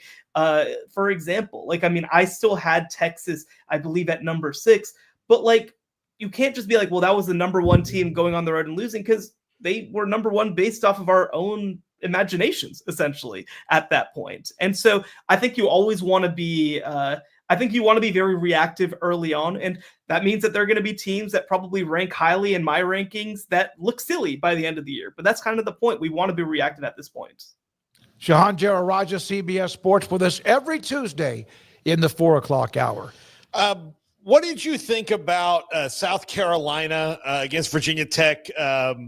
They looked every bit, athletic and all those things. Lenora Sellers is a monster. Nick Harbor looks like he's finally learning how to be a wide receiver and not just an athlete, because that's what he was before. But Virginia Tech and Brent Pry, man, they just appear to be stuck in neutral a little bit. Like they're not awful, but they're not really anything, right? And that's maybe more egregious than anything else. Yeah, it was interesting. I felt really good about where they were at through the first 3 quarters of the game. And I don't think they had to win this game necessarily. South Carolina is the top 15 team, but the way that they just fully lost control of the game in the 4th quarter is just very disappointing to me. When you think of Virginia Tech, when you think of these teams, you think of teams that pull you down into a slog, that get stops in key moments. They're usually the team, right, that makes the big special teams play. They don't allow the big special teams play. That's just not Virginia Tech football. And so I think that that's what's the most disappointing thing, is that they've just been a team that feels like they've continued to lose and lose and lose and have attrition. And I know that when Brent Pry came in here and replaced Justin Fuente, he viewed it very much as a full-scale cultural rebuild, and we're going to build it up through high schoolers, and we're going to get old. But, last year they had high expectations. They completely fell on their face. This year they have lower expectations. And so, I think that it's possible that they fight and, get into some of these games. And I think that talent-wise, they pretty much held their own against South Carolina, which was impressive enough for me. But you just have to find a way to finish these games. And I'll tell you what, I don't think that the South Carolina game necessarily hurt matters, but I think that Brent Pry is going to find himself on one of the hotter seats in America if things don't turn around. Shahan, real quick for you. I know we mostly looking back, but Oklahoma, Michigan, what's your gut feel on this game coming up? Yeah, this is, I think, a big prove-it opportunity for Oklahoma. I think that they're the much more talented team. I think that they're the more complete team. My one big question about them, on the offensive line, even in their FCS game, didn't look especially good running the ball. Well, Michigan's going to be a team that gives you some trouble. So if it goes the way it should go, I think it's Oklahoma by 10+, but they really got to prove it in this game. Last thing, you wrote about Sawyer Robertson leading up to the Auburn game. We just had Ari Temkin on. He just seemed like, I don't know if he was tentative, but he didn't use part of what makes him special, running or taking off and trying to get those extra yards and move the sticks. Your thoughts? Yeah, I did think that he looked a little tentative out there. Like maybe the moment was kind of getting to him a little bit. And he did look a little afraid of the pressure at times, whether it was pressure from rushers or whether it was, like you said, taking off and maybe getting hit. I don't know. It's interesting, right? Because I'm sure that they've told him, hey, you know what, Sawyer, like we don't want you to get hurt. You're too important to this team. And especially when they're having the success that they were having in the middle of the field, passing the ball. Obviously, I understand that. But, I think the other piece of it, too, is like you're in this 4th quarter game. It's a 1-score game late. You have an opportunity to go and tie. Like, I think that there is an aspect of like, all right, you got to be willing to step up in that moment and take advantage of those moments. So, it was a tough first game for him. I think that obviously he was under pressure a lot, but I like that he found himself a little bit more in the third and fourth quarter. And while the beginning of the game, I think, was pretty brutal for him, I do think that people should still feel really good about him heading into week 2. Shahan, thank you, buddy. Appreciate your time on Tuesdays in the 4 o'clock hour. Shahan Jiraraja, CBS Sports, with us on 365 Sports. Craig, off the radar around the corner. Also coming up in the next segment, we will look at our picks for this week. We don't need to summarize the picks from week 1. Just judge and jury. We're not doing it, but we'll get to the games for this week. Paul's going to be out for a week from tomorrow through next Tuesday. And so let's make our picks on these 5 games. We'll show you in a minute. This is 365 Sports. Don Humidor and Coffee Beans in the Town West Shopping Center off Valley Mills and Richland Drive in Waco, at a 48-foot walk-in humidor with every great brand of cigar that you would want. Rocky Patel to Artur Fuente to Romeo and Julieta to Macanudo, Ashton, Padron, and Cohiba. And I could go on. When you walk in the door, there's 2 doors. The 48-foot walk-in humidor, when you walk in the main front door, it's off to your right. 2 doors, the one to the right, each one you to the back right is a wall with all of the military and or Texas brand or owned cigar companies. And they have them up for you to enjoy and support military and the state of Texas. And then they have Vita Dreams. Vita Dreams is a gummy. And it's a gummy that you kind of get to know it a little bit on what you do with it. Do you have an hour before you want to kind of maybe lay down and go to sleep? Do you want to have 2? You eventually kind of learn that yourself. But what I've learned is that when I take it about an hour or so before I feel like I'm going to go to bed, it's not like all of a sudden, man, I just fall asleep. It's not that way, but it does allow me, when I do sit down, get ready, lay down, get ready, I'm asleep.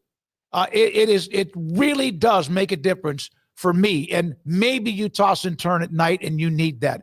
Vita Dreams, 48-foot walk-in humidor. Don Humidor and Coffee Beans in the Town West Shopping Center between Richland Drive and Valley Mills in Waco. Allen Samuels House of Travel is a full-service travel agency with highly experienced travel consultants plus support staff with over a combined 150 years in the travel business. They are ready to take care of any travel situation for you, your family, and your business, and with the kind of knowledge to complete a seamless itinerary trip start to finish. They will search for the best deal to accommodate your budget, from air to cars, ship to shore, hotel, and even meeting space. Name a destination and they've been there. They know the places to go, and international and missionary travel is one of their unique specialties. Allen Samuels House of Travel, celebrating 50 years in business. Call Connie, Sherry, Linda, or Bambi at 254-776-2560 or find them on Facebook or at houseoftravelwaco.com.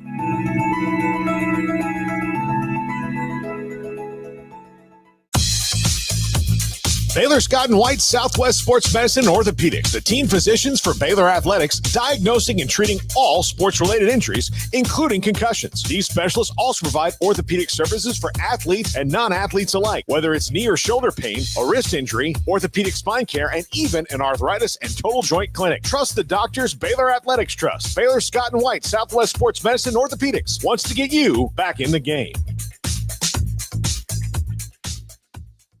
With so many companies and policies out there, it gets so confusing shopping for insurance, and I never know if I'm getting the policy that's right for me. Luckily, I met the team at the Niche Group Insurance Agency. With the Niche Group, you can go to one company and get access to coverage options from many insurance carriers, and you get to speak to a real person about your specific coverage needs. With the Niche Group, I know I'm getting the right coverage at the right price. If you need insurance, talk to the experts at the Niche Group at 1-800-258-8302.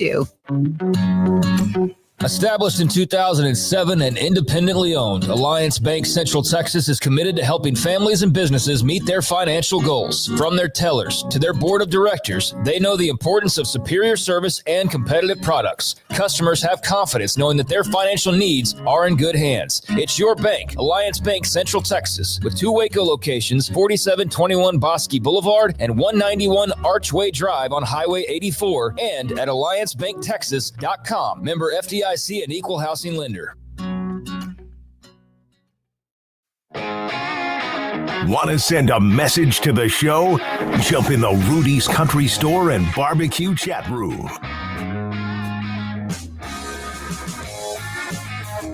All right.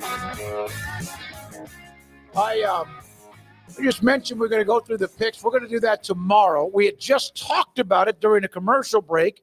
Paul's out, so I, of course, with my attention deficit issues, I was wrong. We're not going to do the picks, and that's fine because we don't want to look back at what my first week picks were. They were terrible. Okay. But congratulations. I will say this, though. We can say that Troy Urbanky is the one who won the opening week. And Troy, I sent you an email. It was a tiebreaker. Others were involved. What would you say, like 20 guys? It wasn't a tie. Like the tiebreaker would have been they got it right.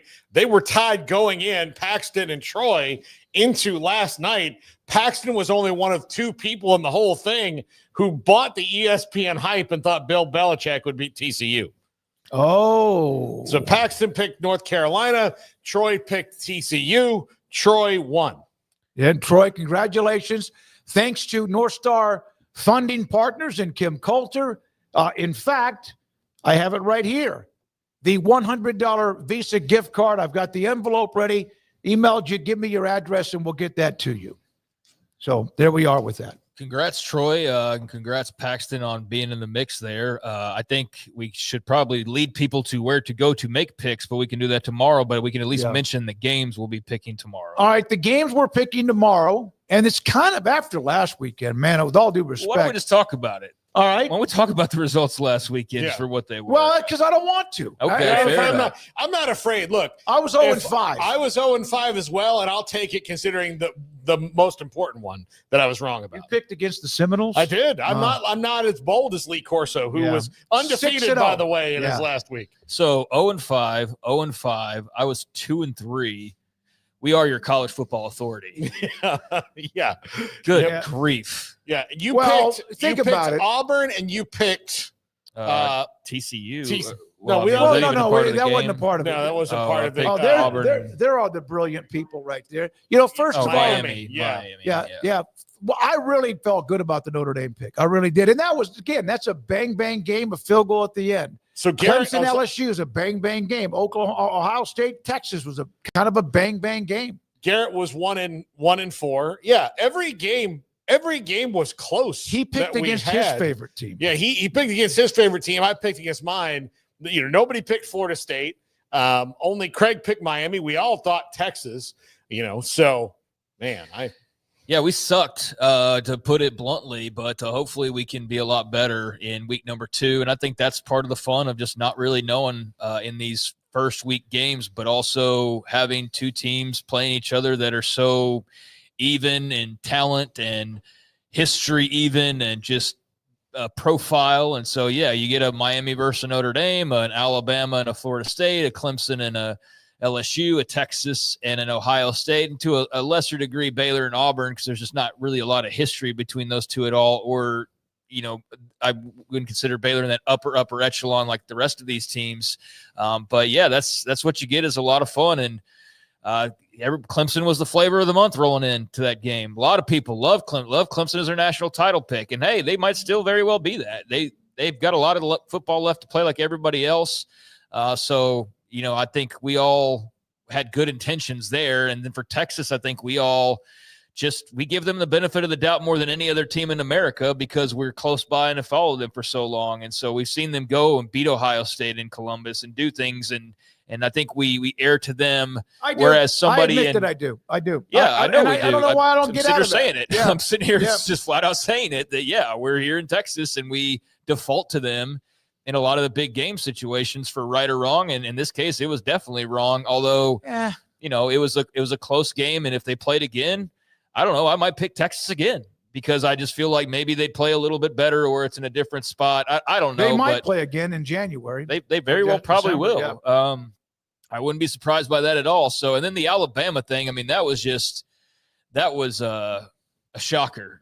Nobody was expecting Florida State to win that game. I don't think. I don't think I saw a single person, and I didn't watch it all religiously. Other than Corso, I don't recall And again, I did not watch it religiously. I'm watching like every dude under the sun making picks, but I don't recall seeing any Florida State picks. So I think we're in large company with that one in particular. But yeah, not a good opening week at all. We should probably have a tagline underneath of like, do not bet on our picks because you would have lost your house and your savings and everything else on us last week. But I'm glad to at least get a couple wins, although I was really sweating Miami there at the end. I thought I was going to end up, we were all just going to be 1-4 when all is said and done. Yeah, again, Texas 7-point game, tight. Clemson, what was it? 7-point game, tight. Notre Dame, Miami, field goal at the end. Auburn, they dominated, and they were better.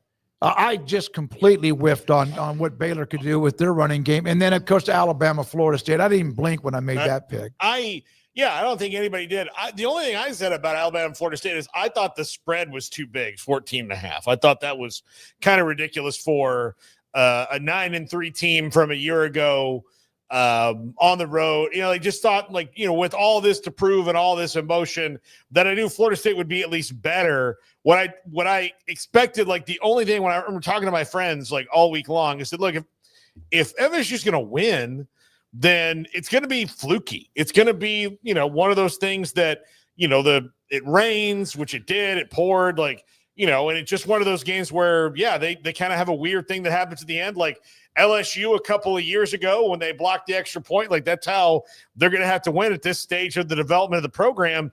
And, when all is said and done, they just dominated Bama. That was, I think, the shocker of the week. Not that Bama necessarily just loses, but it wasn't a weird, there was nothing weird about the game other than a team that was 2-10 last year just shoved it right at them every which way but loose.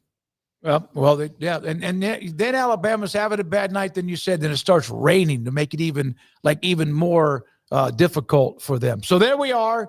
We are all in the comeback mode for this week. We'll make the picks. Paul's giving the picks to Andrew, and we'll put those up tomorrow. The games again, Michigan, Oklahoma, Kansas and Missouri, Iowa State, Illinois and Duke, and then there's Baylor, and they're the underdog against SMU up in Dallas. And we're not going to have them on the list every week. It just so happens that they played two opponents. Two good non-conference games. It's not going to be like a constant in the 5, but, I mean, these first 2 weeks they're playing a couple of the more interesting games. And so that's a big one for them. And a lot of people doubting them right now. I'm not overreacting to last week, although there were some reasons to be concerned. But this is a big bragging rights game for either SMU or Baylor. I mean, in very similar positions now with SMU in the ACC and fresh off a playoff appearance. I mean, they're a step ahead, if anything. But for so long, they were several steps behind a Baylor, a TCU, and so forth. And now it's a lot different that they're in a league that's on par. And so there's a bit more to the bragging rights. So I think that'll make that a little spicier than it otherwise would be when they played in recent years.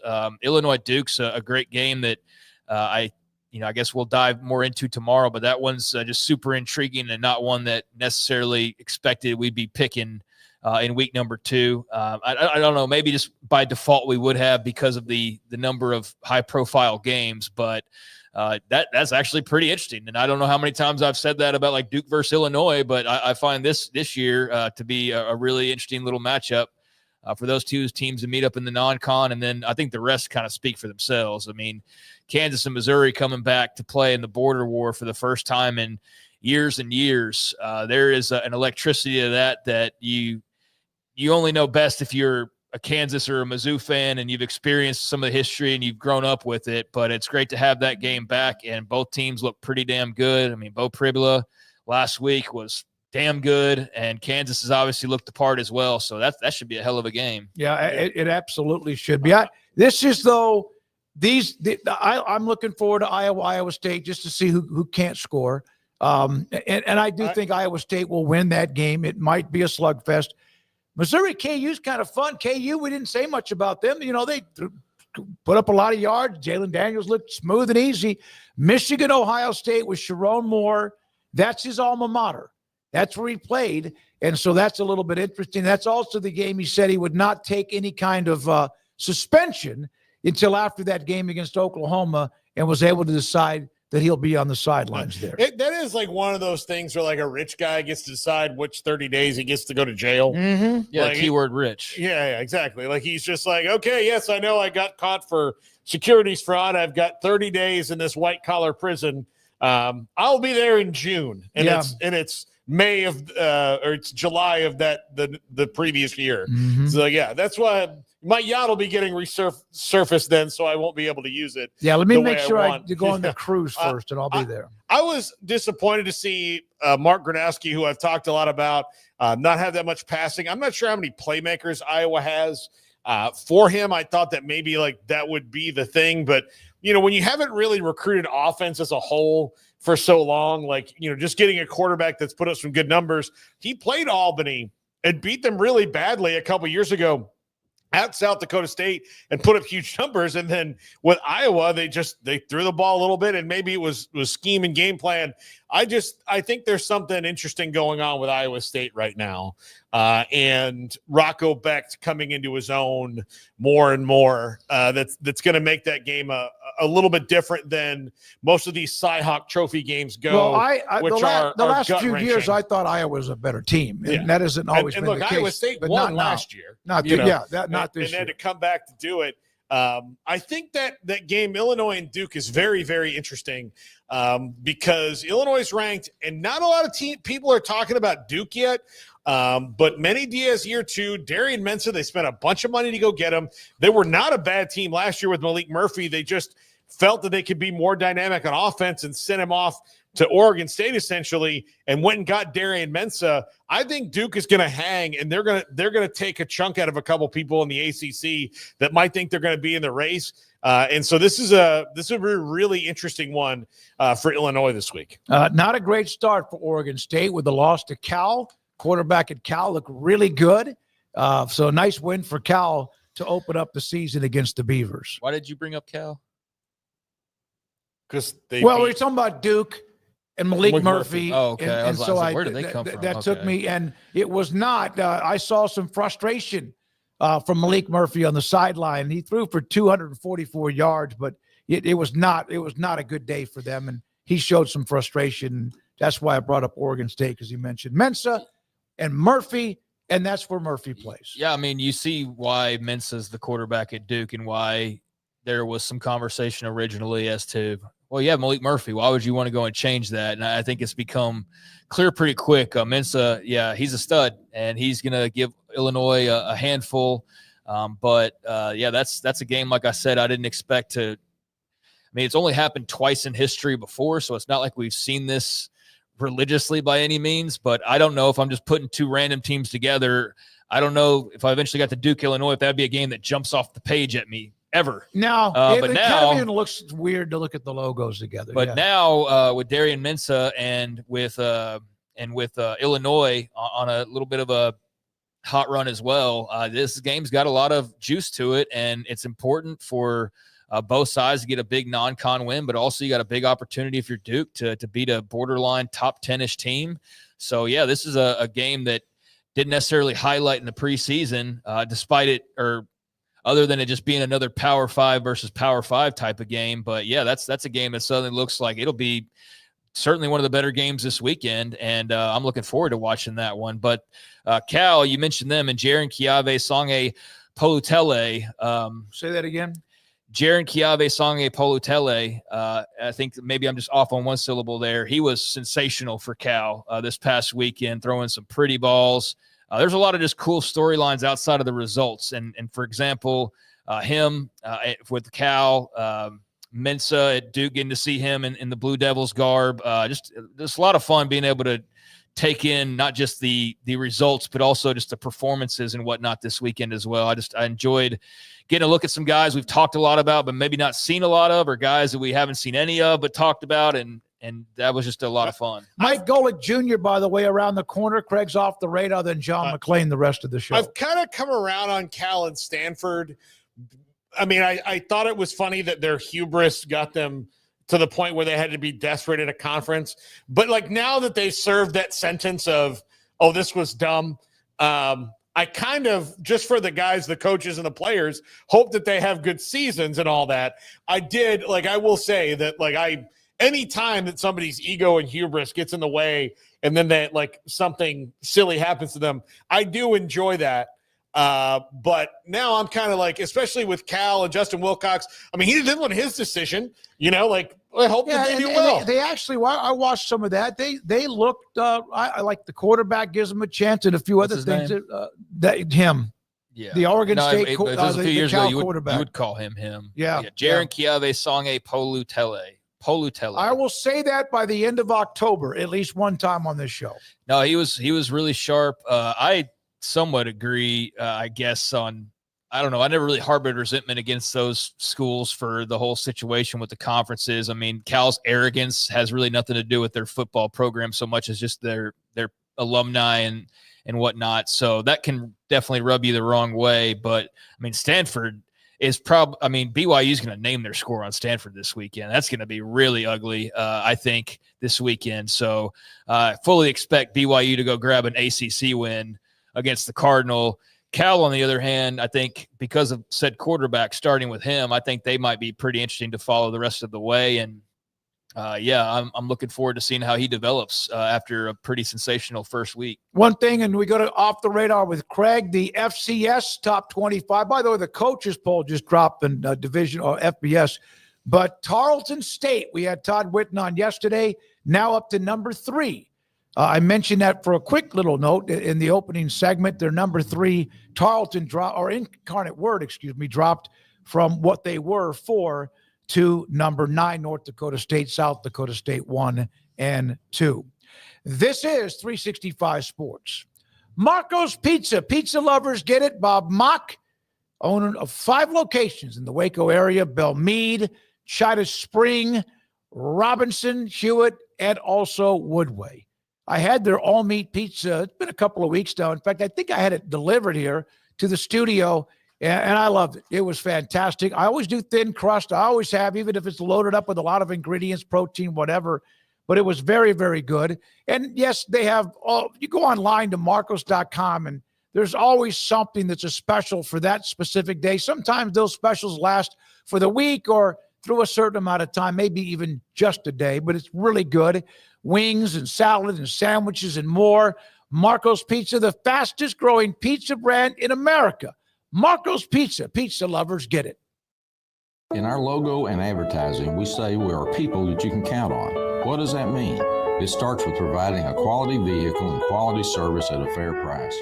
But it also means we do what we say we will do, and we treat people fairly with respect. It starts by hiring great people, good local folks who work hard with a caring attitude. Our employees are the real reason we are people that you can count on. Put us to the test and see for yourself that at Richard Carr Motors, we are people you can count on. Parenting is full of surprises. You never know what to expect. So after our son was born, I called my Texas Farm Bureau insurance agent to set up a life insurance policy in case something happened to me. Sawyer is now 2. And we'll soon have a sister. There's no one else I would trust with protecting my family. Stop by and see our agents at one of our 3 McLennan County locations. Coverage and discounts are subject to qualifications and policy terms and may vary by situation. Developed by Startup Waco, a nonprofit organization, GXG is a program designed to support the entrepreneurial development of Baylor University student athletes through NIL activations. The program helps student athletes maximize their platforms and offers a comprehensive support system for them to create and grow new businesses that not only benefit themselves, but also uplift the local economy. Fans who wish to support student athletes can donate to GXG via the GXG NIL Fund, BaylorBears.com/GXG. Contributions to support NIL activations through GXG can be made at BaylorBears.com/GXG. For more information, follow at GXG_GreenXGold on social media and visit the official website www.gxg.startupwaco.com. GXG, empowering student athlete entrepreneurship and uplifting the local economy through NIL activations.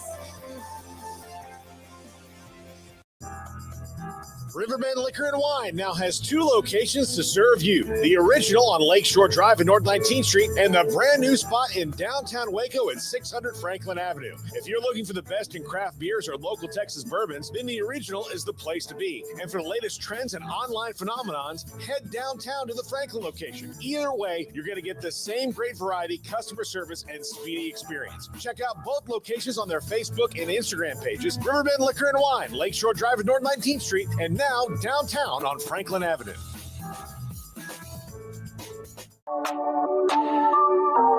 This is Craig Smoak's Off the Radar, presented by Alliance Bank.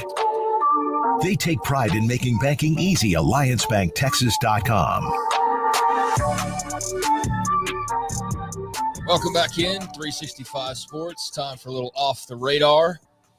Although I'm going to stay pretty much on the radar because outside of college football, there's really not a whole hell of a lot going on unless you're just super deep into like tennis, which I know that technically be off the radar, but that's a little bit out of my stratosphere. I'll be perfectly honest with you boys. And I don't recall y'all ever really talking too much tennis. So I brought up Ilya Nastasi and Rod Laver. Yeah. Wow. I don't feel like we're going to just fake through that conversation. So I'm going to pretty much stick to college football. But one thing that we did not talk about at all yesterday, I mean, there's a lot to get to, but one thing we didn't even speak about, I think even for a second, was the send-off of Lee Corso on College Game Day this past Saturday.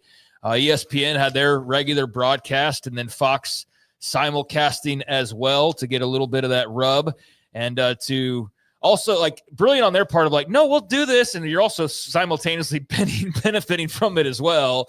But I thought it was cool on their part. Definitely something they didn't have to do. They could have just stuck Portnoy in a dunk chair or something for that time period and seen if it would have drawn better ratings. But before I get into that exactly and the viewership for that, did y'all watch much of Game Day on Saturday? And what were your thoughts on the big send-off for Mr. Corso? Almost all of it. I watched from the very beginning. I love Lee Corso, and I'm very sad. Like, I did get a little misty at the end when it kind of hit me that like the end of an era, and like so much of my life as a college football fan has been around watching what he's going to do, and we'll never get to see that again. But it's very clearly time. You know, he's old. He's I don't think he's in completely poor health, but he's not in the best health. He's in Biden territory. Yeah, I feel like. I mean, like he's fine, but they just got old guy things going on. Right. Like he's had things, you know, and it's just how it is, right? I mean, he's fine, but he's not. I just don't know spry. referring to old guy things. It happens. He's like 25 years older. Yeah, no, he is. He is 24 years old. Yeah, and so I loved it. I loved what they did.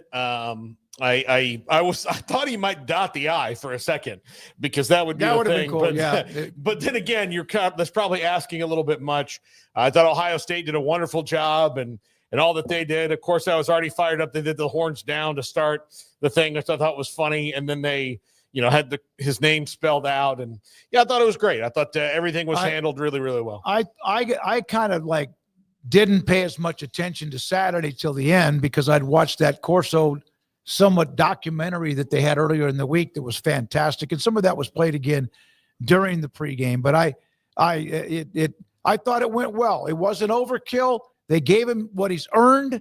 He now moves on, and so does Game Day. Yeah, and Game Day will be just fine. It'll be different, obviously, but we've gotten kind of a taste of him not being around for going on a while now. So they've been kind of conditioning you for this exact scenario, and just brought that up because we did get the viewership numbers back, and because of the holiday weekend, don't have the stuff on the actual games that were played the past few days, but I suppose on Thursday we'll be able to dive a little bit further in that for those who like to see what the TV ratings look like. But for College Game Day, the final appearance of Lee Corso, 3.5 million viewers on average, according to Nielsen Fast Nationals, which is the largest audience in the show's history. So they're like, now with TV ratings nowadays, you get like this asterisk and then there's like a paragraph explaining to you what it actually means. And I don't care enough to go like, well, the Fast Nationals are not exactly counting this measurement. Like, they're just the ratings. So that's what I'm going off of. But I'll give you the Fast Nationals are based on Nielsen's panel-only viewership, which as of Monday will no longer be reported by the networks. The final official viewership for the finale will be based on the new Nielsen Big Data metric. So we don't have the Big Data metric just yet, but they do have the Fast Nationals, 3.5 million viewers, so the largest audience ever for the show. And it peaked in the final quarter hour as he was making his Ohio State pick. 5.1 million viewers apparently tuning in at that point. So big increase over week 1 of game day a year ago, which was already pretty highly rated as it was with 2.5 million. But yeah, the record prior to, and the timing for this is great, but the record prior to this past weekend for College Game Day was November of 2007. It was number 1 versus number 2, Kansas and Missouri. How about that? So it does make mention that was a 2-hour show back then. So it was a little bit different in how they calculate it. And it was a 2-hour show for another 6 years after that game until 2013 when they expanded it. But yeah, Kansas and Missouri in 2007, number 1, number 2, had the previous high audience. So yeah, that was a pretty good day for College Game Day and a pretty successful send-off of Lee Corso and a very successful send-off, as I'm sure anybody on social media saw the graphic of how he was perfect with his picks over the weekend. So we could probably use him and bring him in here to make picks with us based on how we did compared to Lee Corso this past weekend. But yeah, pretty nice audience there, and we'll see the numbers for the actual games themselves as those roll out over, I would suppose, the next day or so. So it did make mention Game Day on Sports Media Watch averaged nearly as many viewers as the previous week's actual game between Kansas State and Iowa State, which had a little over 4 million viewers. So Game Day actually had a higher peak, I think, than that game. So I don't know. Sounds like a successful day for ESPN, but was just curious of what kind of audience they were going to be bringing in, knowing all the hubbub around Lee Corso and his final hat pick. So 3.5 million on average for College Game Day. And meanwhile, there's not really a lot of other news that I'm all that interested in, or I thought that you'd be all that interested in. There's a lot of just kind of minutia, like jersey patches for the NFL awards and things like that. But I don't think that that's all that necessarily interesting to talk about in this segment. It was, however, interesting to see the agent of Micah Parsons speaking, David Mulugeta, doing interviews now as he's cashed in on another client, or cashed in for another client, I should say. But David Mulugeta was on First Take today, and he said that he never told the Cowboys that Parsons would not play this year if they didn't come to an agreement. He said never. I mean, Micah loves the game too much. He was going to play no matter what. He also went on to say, I think the most important thing is Micah wanted to be a Cowboy. He grew up cheering for the Cowboys, wore the blue and white at Penn State, wore it in the NFL with the Dallas Cowboys. He wanted to be a Cowboy, and we did everything we could for him to remain a Cowboy.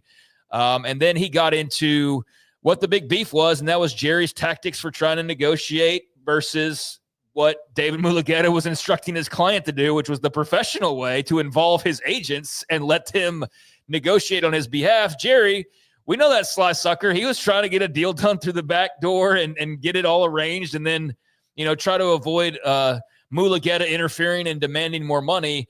But Mulugeta said, if you're a 25-year-old football player and your boss, who happens to be the most powerful person in the NFL, starts talking about contracts, it's hard for you to end that conversation. So they had a conversation. Micah nodded his head out of respect. Obviously, there's a power dynamic that's a little different there. One guy is the owner of the team and the GM, and the other is Micah Parsons, young 25-year-old football player. So I'm not sure if there was miscommunication there by the time Micah walked out, but at no point did Micah believe that he was negotiating a contract. And so if you're into more of the drama, he does go on and on, but just interesting to see David Mulugeta comment on this and just driving home the dagger. It's kind of like the Luka thing. Not exactly the way it unfolded, but you hear Luka after the fact, how great he never wanted to leave and all these things, and now you're hearing the same exact thing. Well, Michael wanted to be. He never wanted to leave, but you forced him into this, basically, is what it turns out to be. I kind of believe David Mulugeta over it. I do know, though, I've done a little behind the scenes research for some of the guys we know that cover the Cowboys, just asking them, and they said, Micah is a lot. I mean, he's a big personality. And as this drug on, I do think that the team, and you kind of heard it through Dak the other day, is like, we're just glad it's solved. Like, you get to a point. Now, I don't think if you ask them 1 through 53 plus the guys on the practice squad, do you guys feel better or worse every game without Micah Parsons, that everybody would be like, no, we can stop the run now. We got Kenny Clark. It's way better. They're just like, look, it is what it is. This is how the league works. So I think that Jerry is going to it's going to be a long walk for him to get that locker room back to where they completely do. And the biggest thing is none of this made sense from the jump from Jerry's perspective. And when he said the other day that, like, we thought about doing it in the spring, that's when you should have done it at the draft where the value was higher and teams could have been like, okay, I could draft this guy out of Georgia, or I could get the best player in the league. What am I going to do? They flubbed this every which way they go could. Back to this. And you mean to tell me that a Cowboys player is a lot, that Micah Parsons is a lot more than any of the others that they've had over the years that have been a little bit of a lot? This is Jerry. He got his ass kicked on this deal. Mm-hmm. I'm not saying it's a bad trade, but I think Mulligetta played him. I don't think Micah wanted to leave, but I don't think that the Cowboys had any other option, even though Jerry kept on saying, well, we've got him for 3 years, this one and 2 franchise tags. I think Mulligetta made Jerry blink in this case. I think he just outwitted him is what he did. And he also brought up that the length of the contract was a big difference, and that if you look at the length of the deal he got in Green Bay versus Dallas, it's like an additional $60-70 million that Parsons is now on the hook for, that had he signed with Dallas, he does not have. So I don't know about you guys. Yeah, that's always if I had $100 million, I'm sure I'd be happy, and maybe I'd pass on something. And I'm not saying that's what Micah Parsons has, but even for somebody with that amount of money, $60-70 million is a hell of a lot of money still. How long was the deal that Green Bay signed him to? 5 years. 5 years? Okay. Well, that's Cowboys did 4 with everybody else. No, it was 4 with Green Bay. Yes. The Cowboys wanted it to be 5. Because you know what? Now with Green Bay, he's going to get all the money, and he could also renegotiate it if he continues to be an all-pro after about the 3rd year. Yeah, and that was Mulligetta. Was the length of it was going to actually probably cost him $60-70 million. But one thing that was a saving grace for Cowboys-minded folks, I guess, is this connection with George Pickens, their newly acquired wide receiver, who's set to be a free agent soon. And people starting to draw the lines of, oh, well, he's repped by the same people that Micah Parsons is repped by. It's not David Mulligetta specifically. It's one of his associates, but he did comment on that, Mulligetta, and said there's nothing personal here. It's a business transaction as far as the contract's concerned. So if George Pickens does what we expect him to do, which is be one of the best wide receivers in the NFL, this year we'll have those conversations with the Cowboys, and if they're open to having that dialogue with us and negotiate a long-term deal, then we'd love for George Pickens to be a star with a star on his helmet. If that's not the case, then we'll see what else is out there for him.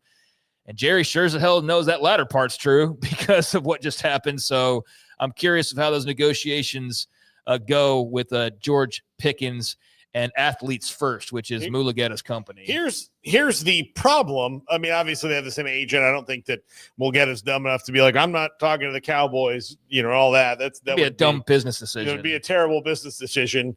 This one got the better of Jerry. But here's what he also knows, that far less talented wide receivers than Pickens have had 2 to 3 good games in a row and got the extension that they always dreamed of in the middle of the year when it comes to the Cowboys. No position gets Jerry more excited than wide receiver, especially if it's one that they feel that they got on a bargain. And I will use Miles Austin as the prime example, but Sam Hurd also got a big extension, then got arrested in the offseason, which, again, going back to Micah Parsons, yes, Micah Parsons is a lot, but they put up with far more annoying things. No, that's what I'm saying. Over these 40 years of ownership. He played the way he did, all pro, all that. But Pickens, I think, could end up being one of the ultimate divas too, but a very good talent. We'll see how that produces on the field. And do I have time to do anything else here? Yeah, or we got to go. Golic Jr., you got 1 or 2 more. Go ahead. Well, let's start with the slides. The crossover games this past weekend was looking at the way that it balanced out for the 4 power conferences and their crossovers. And so I actually have done these in backwards order. We can debate the ACC and the Big 12 if you want to, but I think there's a pretty clear-cut tiebreaker here. So out of the 4, as of this week, and look, there's Kansas, Missouri coming up. There's other games to win. This isn't a race. This is really not even about the bragging rights right now as it is about the implications and playoff discussions down the line when you're looking at the strength of conferences and the strength of schedules and things like that. So for the Big 12, 13-3 overall, really nice mark there. But unfortunately, in their P4 matchups, it was just 2-3, and thankfully TCU kind of saving the day yesterday with that big win over North Carolina. So Utah beating UCLA, and you had TCU with the big win over UNC to give the Big 12 a 2-3 record. Had Cincinnati losing to Nebraska, Baylor losing to Auburn, and then Colorado losing to Georgia Tech. And of all the wins, none of those were ranked wins. And so for that reason, that's a tiebreaker they lose, but also the overall P4 record as well. So for that reason, I put them at number 4. At number 3, you had the ACC. You just had it, and now we're back to, there we go, to the ACC. And I actually saw, like, after the TCU win, especially like, oh, it's head-to-head, North Carolina and TCU. But there's a couple of other things here. 12-5 overall. Big 12 had a better record, 13-3 versus 12-5. One more P4 matchup win, though, for the ACC. They had 2 ranked wins, which is more than the Big 12 had. And they had not just 2 ranked wins, they had 2 top 8 wins with the Bama loss, or the Bama win by FSU, and the Miami win over Notre Dame. They did, however, have a G5 loss. So I do think that should knock you just a little bit, although it's a very respectable G5 there. In Hawaii beating Stanford. Not really. Like, it would have been, something a little bit different, but Hawaii beating Stanford did give them a G5 loss. But you had Virginia Tech lost to South Carolina, Clemson lost to LSU, Syracuse lost to Tennessee, North Carolina to TCU. So those are the 4 losses. And then you had Georgia Tech, FSU, and Miami with big wins there. So for those reasons, I put them at number 3. And I think there's a big difference between 4, Big 12, and where the ACC is after this first week. I think the ACC, even though they're not 1 or 2, there's a big gap at least after the first week. Between 3 and 4? Yeah, because they have the 2 wins against the top 8. So the 2 wins are the deciding factor, even if the G5 loss knocks them a little bit. So then at number 2, you've got really a lackluster weekend, be perfectly honest with you. The Ohio State win was the big 1-ranked win for them in the Big 10, beating the number 1 overall team in the country in Texas. They did have a G5 loss, though, as Tulane got the best of Northwestern. They beat the hell out of them. I was going to say, they didn't just get the best. They beat them by 3 touchdowns. So Tulane beat the dog mess out of Northwestern. So that's a different conversation about the depth of leagues and who's best 1 through 16 or 18 or whatever. But 2-1, Ohio State got the win over Texas, Nebraska with the win over Cincinnati. And then you had UCLA getting absolutely drubbed by Utah, and then Northwestern getting crushed by Tulane. Did you guys hear Deshaun Foster yesterday say that I watched the film and we were close? I feel a lot dude, better they need to start their coaching search. I'll be perfectly honest with you. That was totally uninspiring as far as the reaction to a loss like that. I mean, I would just be out of my mind if I was a UCLA fan. I heard him say that we were actually close after you got crushed by 30-plus points. I mean, that's just an insane thing to say. But he's also the guy that doesn't want reporters at practice asking questions. I don't know that he knows what sport he's in. I really don't know if he knows what sport he's in. And so that leaves us to the number 1 coming out of this weekend. And plenty of people hate it, but you got to respect it. The SEC, 14-2 overall on the weekend, 4-2 in Power 4 matchups. One of those was the ranked win, LSU over number 4 Clemson. But the 4 wins, South Carolina beating Vatech, Auburn beating Baylor, LSU beating Clemson, Tennessee walloping Syracuse, and then you had Texas losing to Ohio State and Alabama losing to Florida State. And those 2 games were early on. You thought, damn, the SEC is not going to be number 1. But unfortunately, they lost those 2 games, and that was all they lost. And they won all the rest of them, and they had a bunch of ranked games to go and win, which they did. Yeah. Or a bunch not ranked, but a bunch of matchups to go and win, with the 1 ranked being that obviously huge victory for LSU. So there's the, in my opinion, pecking order after this first weekend. And that's probably the way most people usually see it. 3 and 4 maybe bounces back and forth. Yeah, and they're to their credit, like they had enough really good games to middle kind of games on the schedule to make up for the several teams that opened with their FCS school. So like when I see 14-2 and you see the 2 losses of Texas and Bama, you think like, oh, well, the other 14 must have been no. I mean, the Tennessee drubbed a Syracuse team that's probably going to be okay. You know, like there's a lot of good to go around this last week. For sure. So we'll revisit this next week and kind of see where everything is as of the next round of matchups. And then obviously we'll get into conference play pretty soon after. But I thought it was just interesting to kind of look at the bigger picture and give credit where credit's due. So, yeah, the SEC, I think, won the day or won the weekend as far as the conferences go, and the Big 12's got some work to do. All right. I like these. We're going to spice up those graphics a little bit and like have all sorts of exclamation marks and more. But Andrew, great job with that. Thank you very much. We'll have the Big 12 Mojo rankings tomorrow from Craig, but we'll do the Power Conference rundown each week at this particular time. Good stuff. All right, when we come by the way, retired stockbroker, what about Tarleton at West Point? We had the Tarleton head football coach on the show yesterday, so we gave, and they deserved and earned a great deal of visibility on the show yesterday. When we come back, Mike Golic Jr., is he just joined in? Nope. We'll take it. Oh, super chat. S. Michael DeHart. When is the Olive Garden meal date for Paul? Here's my contribution for $20. I'll tell you, whenever, I mean, I'll be back next week. I'm gone for the rest of this week, but I said I would do that. Craig did say it was kind of backwards, but since I said I'll do it, I'll do it. And I'll even do this. I will let the chat room pick my entree, which gives me no control over whether it'll be passable to my taste buds. Your palate. Do they have dog ass on the Olive Garden menu? Yes. To really bring it all full circle. That's basically all that they serve. No. Thank you, we're still seeking that DeHart. sponsorship, Paul. Olive Garden, Paul's favorite place to dine. No. And once a year with Amanda, because that's what she told him. When we got him, Mike Golic Jr. now joins us on 365 Sports. And, of course, a huge weekend of college football. Some bangers, as Mike, I call them. Thanks for your time. Which of the wins, in your opinion, was the most impressive?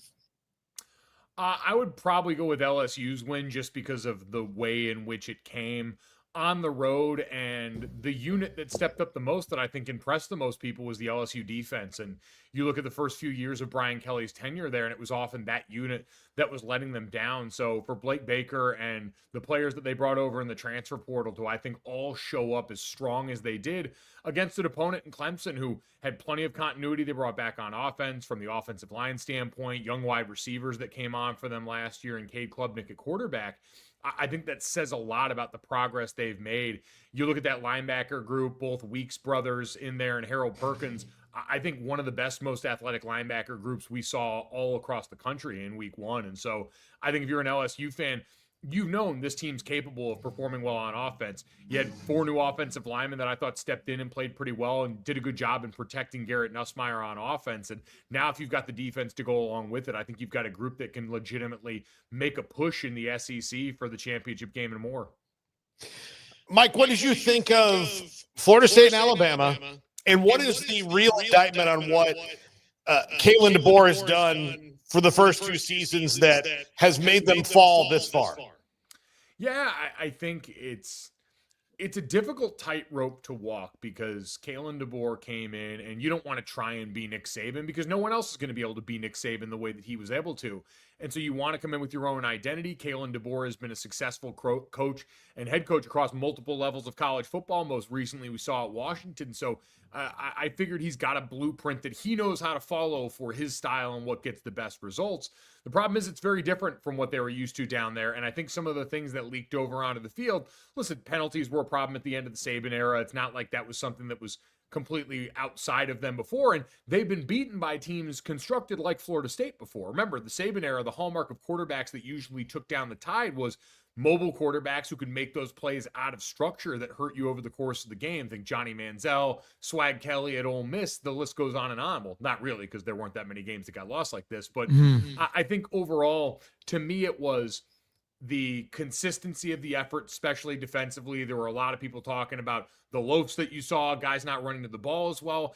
And then for me, the unit I always associated with Alabama on defense under Saban was certainly the secondary, the middle of that defense, and the linebacking room. When I played Nick Saban's coach team in the 2012 BCS title game, CJ Mosley was the middle linebacker, and he was prepared for everything we threw at him. He had an answer for every question we were trying to pose on offense. And this time around, Gus Malzahn had these guys' heads spinning in the middle of that defense. Thomas Castellanos and that running back core were getting everything they wanted out of that rushing attack. And so I thought both of those areas were just sort of emblematic of this team in terms of the standard that had been set around that program is falling short of that in terms of an effort and execution standpoint right now. So, Mike, you have a Notre Dame background, obviously, but also a podcast, and I saw that you just dropped your kind of reaction to the Miami game here in the last few hours, so folks can go check that out, the Echoes podcast. You pinned it, and you said, sad with a dash of hope. So I don't want to spoil the episode because I know people can go explore that further, but can you give us just a little taste of what you thought about what happened the other night, the good, the bad, and the otherwise? Yeah, I think my co-host Jessica Smetana kind of summed it up best. If you just told Notre Dame fans, hey, you went on the road to Miami in a hostile environment against a team that looks like a legit contender in the ACC, and you lost by a field goal with a drive at the end where you had the chance to win it, and your offensive line dominated and your defense looked great, but your young quarterback just did young quarterback things, I think Notre Dame fans probably would have been able to live with that. His first start. And this was a guy that, in my mind, actually went out there and held up his end of the bargain pretty well, looked comfortable, played with great poise and moxie, and stepped up to make some plays outside of the structure of the normal offense. The issues were, hey, defensively, new coordinator Chris Ash replaces Al Golden, who's in Cincinnati now. That group got blown off the ball a little bit. We couldn't get pressure with the four-man rush in the way that Marcus Freeman and the staff had emphasized in fall camp. Only 1 sack, 2 TFLs for a unit that was one of the best in creating havoc plays, passes broken up, tackles for loss last college football season. Yeah, that on one side. On the other side, the Notre Dame offensive line got pushed around in some critical moments. That was a group that was, green last year, 6 starts going into the Texas A&M game, but came back as 2 captains on that offensive line. And when push came to shove in that final drive and you thought they had a chance, Ruben Bay and Akeem Mesidor were meeting at the quarterback. It was a party in the Notre Dame backfield. And so I think those things that were so central to the identity and where Notre Dame had guys coming back that they thought they could count on, for that to be the area where it looked like things broke down, I think was where the concern was. The hope is that, hey, your quarterback looked apart. Like the weekend when we saw a lot of young quarterbacks, man, CJ looked like he has that stuff about him. He has that in his neck, if you know what I mean. He's kind of like, there was a couple of just panic modes with the intentional grounding. That's just the fighter in him. I really, Mike, I enjoyed watching him play, and I liked the way it seemed like he was going to let every drop of blood out of his body before he lost the game. It was, and I can tell you, 2012 when I played our best season during my time in South Bend, we had a redshirt freshman quarterback named Everett Golston, who was our starter going into the week 1 that year. And I always tell people, we had a veteran offensive line, so we wanted it on us. I'm sure similar to the way these guys wanted it. You've got a talented running back, but there is still something about having a quarterback who can bring that calming effect to everyone on the sideline. And Everett always had that steely look in his eye. He never looked bothered by what had happened. And so allowed the rest of us to relax because we didn't have to worry about babysitting our young quarterback. And for this Notre Dame team, it seems that same way. CJ was the first person to go over to Malachi Fields, the transfer wide receiver from Virginia, when he dropped that ball that became the fumble and one of the turnovers for the night on Notre Dame. He seems to have that natural leadership inclination. And Notre Dame had a clear objective going into this game in my mind. They looked like they wanted to get CJ comfortable early, gave him a bunch of RPOs and easy access throws to try and get him acclimated.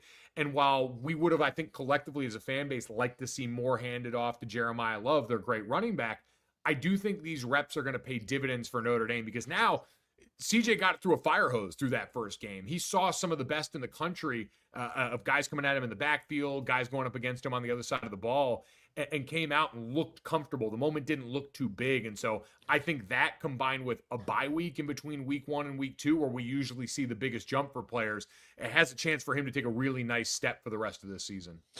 Mike, obviously the Arch Manning era is over, and we should just give up because they lost a game by a touchdown in a place that nobody wins. So moving on, what does he do with the rest of his life? Yeah, listen, I'm sure the Manning name could probably take you far in insurance sales or something like that if he wants to go back down to Louisiana or maybe a car dealership or something like that. But no, you know what? It is funny. Obviously, we as the collective media, college football fan base, put the bar in a place he was never going to reach. But I think even relative to some of the rest of the standard, it was still different than we expected. It looked like a guy, to borrow the baseball term, that was gripping the bat a little bit too tight. Looked like he was wearing some of the pressure that came from this offseason, that came in the lead up to this game. And so you saw some of those balls die on him. That last ball in the 2-minute drill that trailed behind a receiver that looked like he had yards in front of him. Those were big moments where he fell short. But you're right. I still look at the environment he went into. Matt Patricia had a phenomenal game plan, the new defensive coordinator for Ohio State, longtime NFL coordinator, and it looked like he threw NFL stuff at Arch Manning, who at this point in his career wasn't in a place to necessarily hammer that out. The good news is a lot of it seems like footwork stuff, things that he can iron out and are actually things that you can go and work on in practice to make this better, in addition to him just getting more comfortable in these big moments by having more of them under their belt. And also, I mean, listen, that defense also kept them in the game, went up against an Ohio State team that's talented on offense, has Jeremiah Smith there, has an offensive line that looks like it's going to be pretty darn good this season, following up on last year's effort. And so you combine that with an offensive line that I thought played clean football and what we know Sark can do as a play caller. I think there's going to be a lot of good stuff for him to learn from coming off this game. And I think he's got the stuff about him to do it, the stuff in his neck, so to speak. We talk a lot of Big 12 on this show, and you're going to be a big part of Big 12 coverage with TNT and broadcasting the games. You're at Hawaii, Arizona this past week, correct, for that game. So you got a little taste of that already. I mean, just what are your thoughts on covering this league? Like, what jumps to mind for you, and anything that you took away from seeing the Wildcats and Brent Brennan out there the other night? Yeah, I think they nailed the coordinator hires, in changing. Obviously, Danny Gonzalez on defense was on the staff already as the special teams coordinator and linebackers coach. They elevate him to D coordinator, and you saw that aggressive style, his energy that pops in every conversation and every press conference, reflected by that defense that also has some really good players on that back end. Genesis Smith, their safety, I think is going to be a Sunday football guy. He's a really rangy athlete they can use in a lot of ways. And then Seth Dagey coming over after the success he had at Marshall last year with Noah Fafita, who is one of many accomplished signal callers that returned this season in the Big 12. I thought he looked really comfortable. I thought the offensive line in the ground game looked really comfortable around them. They didn't really have to bust out the fine china in the passing game because they were able to go out there and establish a physical tone on the ground. So Hawaii, it was a tough one. Mike Alejado, who was one of the heroes of week 0, just out there playing on one leg in that game, ends up hurting his ankle again and had to go out for a lot of the end of that. So hopefully they right the ship there. But overall, when you look at what the Big 12 has done so far, 8-0 this weekend, blowouts. TCU last night really put it on Bill Belichick in North Carolina in Chapel Hill. Thought Josh Hoover looked the part. One of only 2 quarterbacks returning that threw for over 3,900 yards last year. The other one was Garrett Nussmeier, who everyone thinks could be the number 1 pick in the draft. So he's got good company. Sonny Dykes and them clearly learned from that Colorado experience a couple of years ago. But I think Iowa State has shown up early in an incredible way. Big-time performance week 0. And that hangover coming off the Ireland game. I played in Ireland 2012, my senior year against Navy. We came back home and beat a very mediocre Purdue team by like 2 points that next week. So for Iowa State to come back and put it on, I think it was South Dakota that they played, really says a lot about the maturity of that team. Matt Campbell, a decade in out there, has an identity formed around their quarterback, Rocco Beck. And then the other one's Utah, man. I'm telling you, that was my preseason pick as a team that I thought could win the Big 12. And the first look at Devin Dampier in that offense with 2 great offensive tackles flanking him and a defense that's as fast and aggressive as ever, they went out there and took it to UCLA, and I think set the tone that we're going to see all season long for that team. Yeah, I do think that. And we had Steve Berline on, Mike, last week because of the Notre Dame game and wanted to talk about CJ Carr.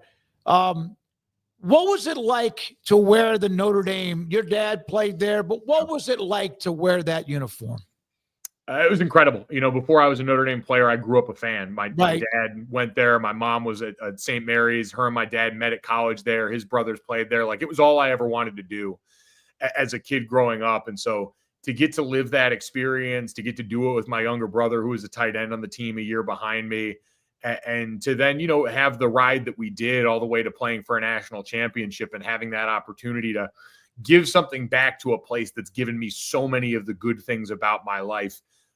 Every chance I get, whether it's, recruits, young guys on campus, I tell them every Saturday you get a chance to run out of that tunnel with a gold helmet on, look around, take it in, make sure you cherish it, because there is nothing the rest of your life that is going to feel the way that did. There is no high that you're going to find that will encroach on what you experience, getting a chance to go out and put it on and put your hand in the pile for Our Lady in front of 82,000 plus fans. It's an experience that I'm so grateful for and has informed so much of, who I am as a person, an adult, an employee now, and in so many ways.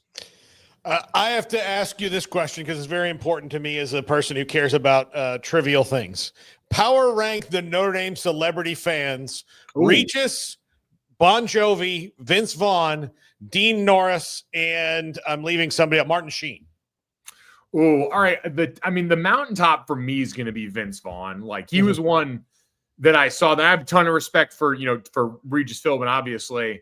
But Vince Vaughn, for me, I remember came to multiple games when I was in school there, one at home. But then he's the only concrete memory I have before a very blurry evening after we lost the national title. Because when you lose that, the thing people don't tell you about the national championship, it's like the Super Bowl. You've got a party planned no matter what, which means they had a whole area, they had beers on ice, and so someone had to drink them. And that someone was me and the rest of my teammates. They were sad beers and not happy beers, but they were beers nonetheless. Yeah. And so before that happened, I remember getting back to the hotel in Miami, and I'm in the lobby with my parents. I'm sore, I'm bummed out. We're still I got to start processing that game in the second quarter because we were getting our what's whoop. But I'm sitting in the lobby, and all of a sudden I feel a pat on the ass, and I hear a, "Hey, hell of a season, man. Great job." And walking away, and I focus back in for a second. I look at my parents. I go, "Oh, that was Vince Vaughn. That's pretty cool." So in the midst of all that, it still registered in that way. When I was in college, we were fresh off of that golden era of comedy for, him at the helm with Will Ferrell and Luke Wilson and Owen Wilson and the rest of those guys. So that one meant a lot to me. No disrespect to Regis and the rest of the list, but Vince Vaughn's number one for me. Thank you, Mike. Appreciate the time and the knowledge, buddy. Good to see you. Thanks you. for having me, guys. Appreciate Mike it. Golic Jr. again, FanDuel. And as you said, Craig, the podcast that he kind of dropped his thoughts and opinions, and some of it with us on the Notre Dame game, in what was a hell of a game. Miami was close to separating. Then here come the Irish and C.J. Carr.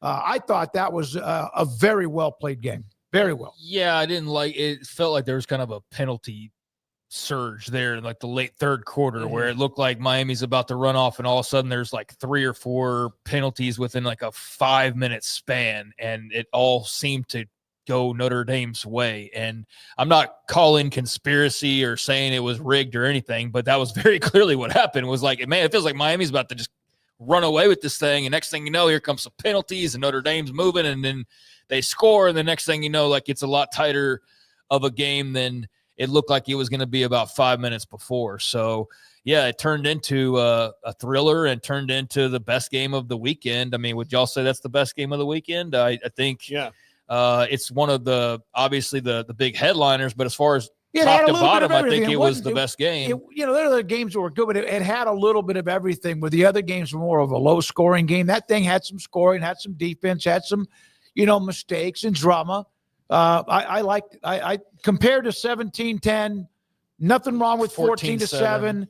I thought that was the best game of the weekend. I think Florida State, Alabama was exciting too, but as far as the two highly ranked teams, that was the best one. Yeah, I think that I watching early, I was like, okay, well, the first couple drives, it looked CJ Carr that they were like, all right, listen, buddy, we're going to let you drive the speed limit. That's fine. Don't change lanes unless you have to. Be really careful. And then as the stakes got higher, he got more kind of into the game. It's almost like with guys in their first start like that, you wish you could simulate the emotions that they need to have to go right out.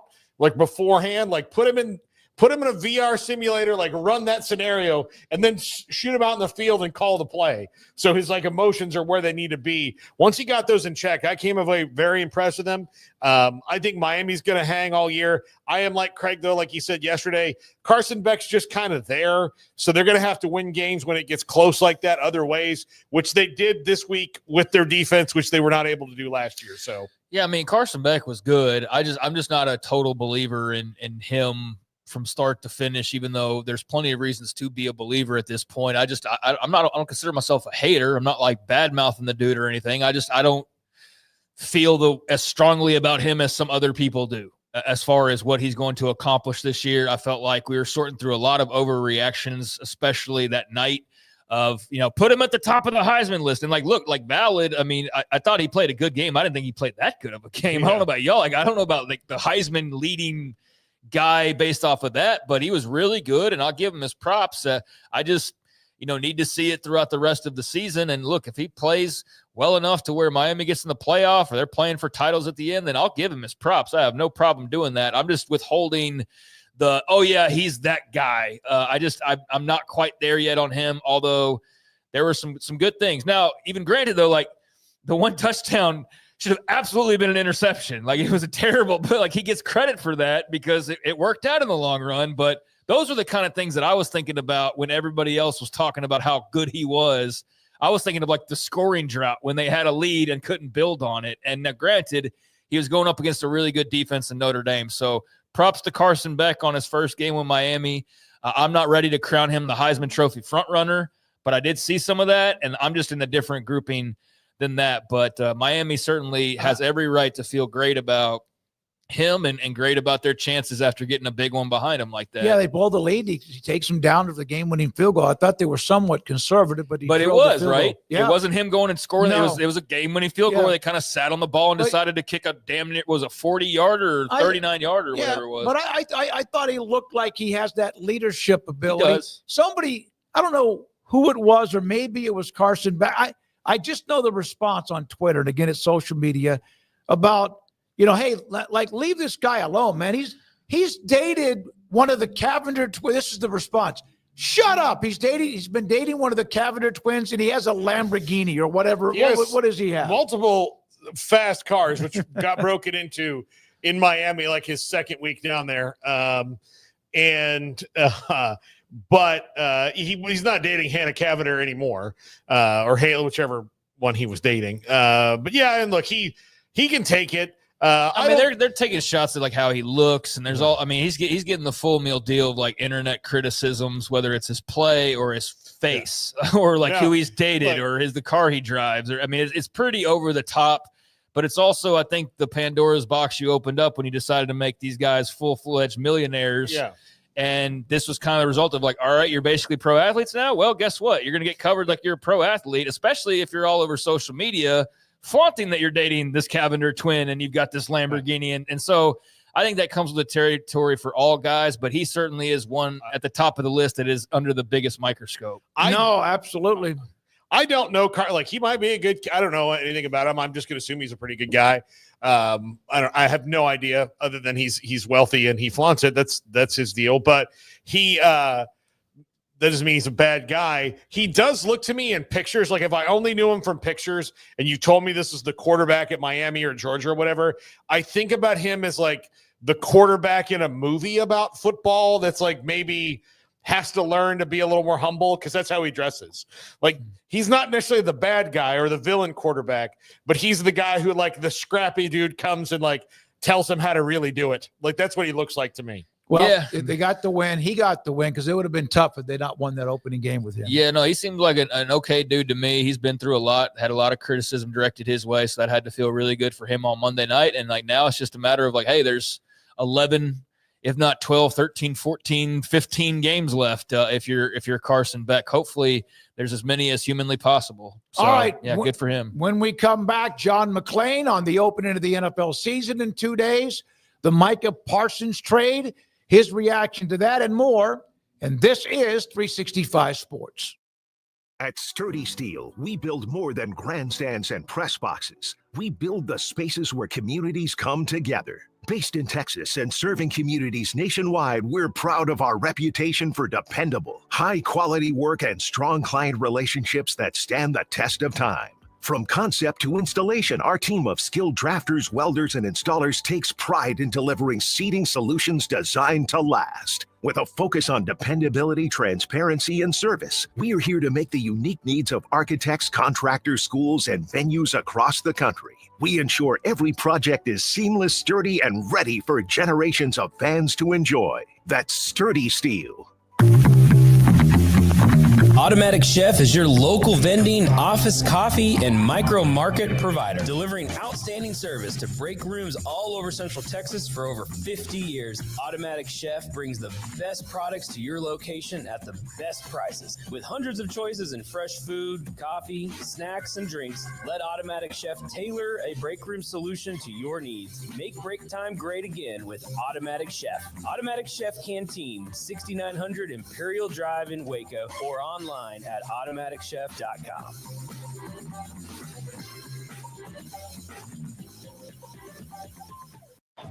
Baylor alumni are more than 160,000 strong. When we all join hands to support our university, we don't just move the needle, we move mountains. Working together, we create life-changing opportunities for students on the field, in the classroom, in the laboratory, and in life for generations to come. So get connected, get involved. Learn how at baylor.edu/alumni. There are 26 letters in the alphabet, over 600,000 words in the dictionary, and just 3 of them said together can change everything. Let's order pizza. Those 3 words lead to dough made from scratch and 3 fresh signature cheeses that blanket golden crust in a heavenly melt on Marco's Pizza that'll blow your mind. So visit marcos.com to order and stop by Marco's Pizza in Belmead, China Spring, Woodway, and in Robinson. Marco's. Pizza lovers get it.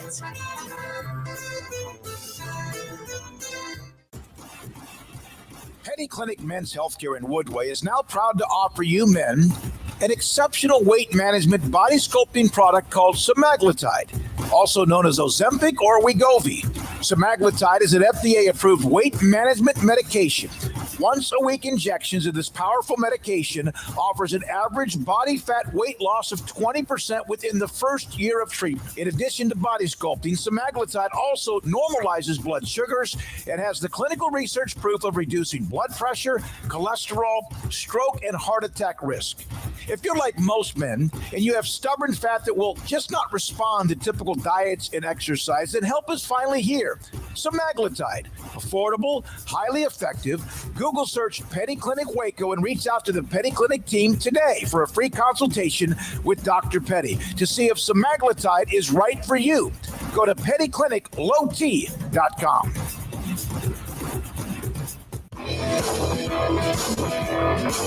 This is 365 Sports. Enjoying the show? Hit the like button and subscribe. First week of the NFL season, so you have the high school games kind of intermixed with the college games, especially last week, depending on what state.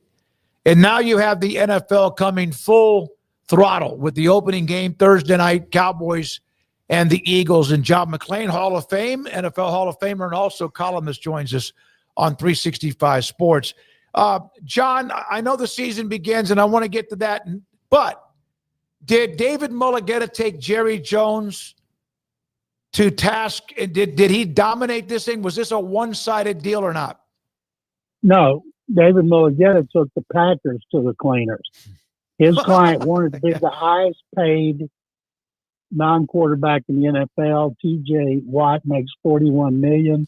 That means he should have gotten $42 million. He got $47.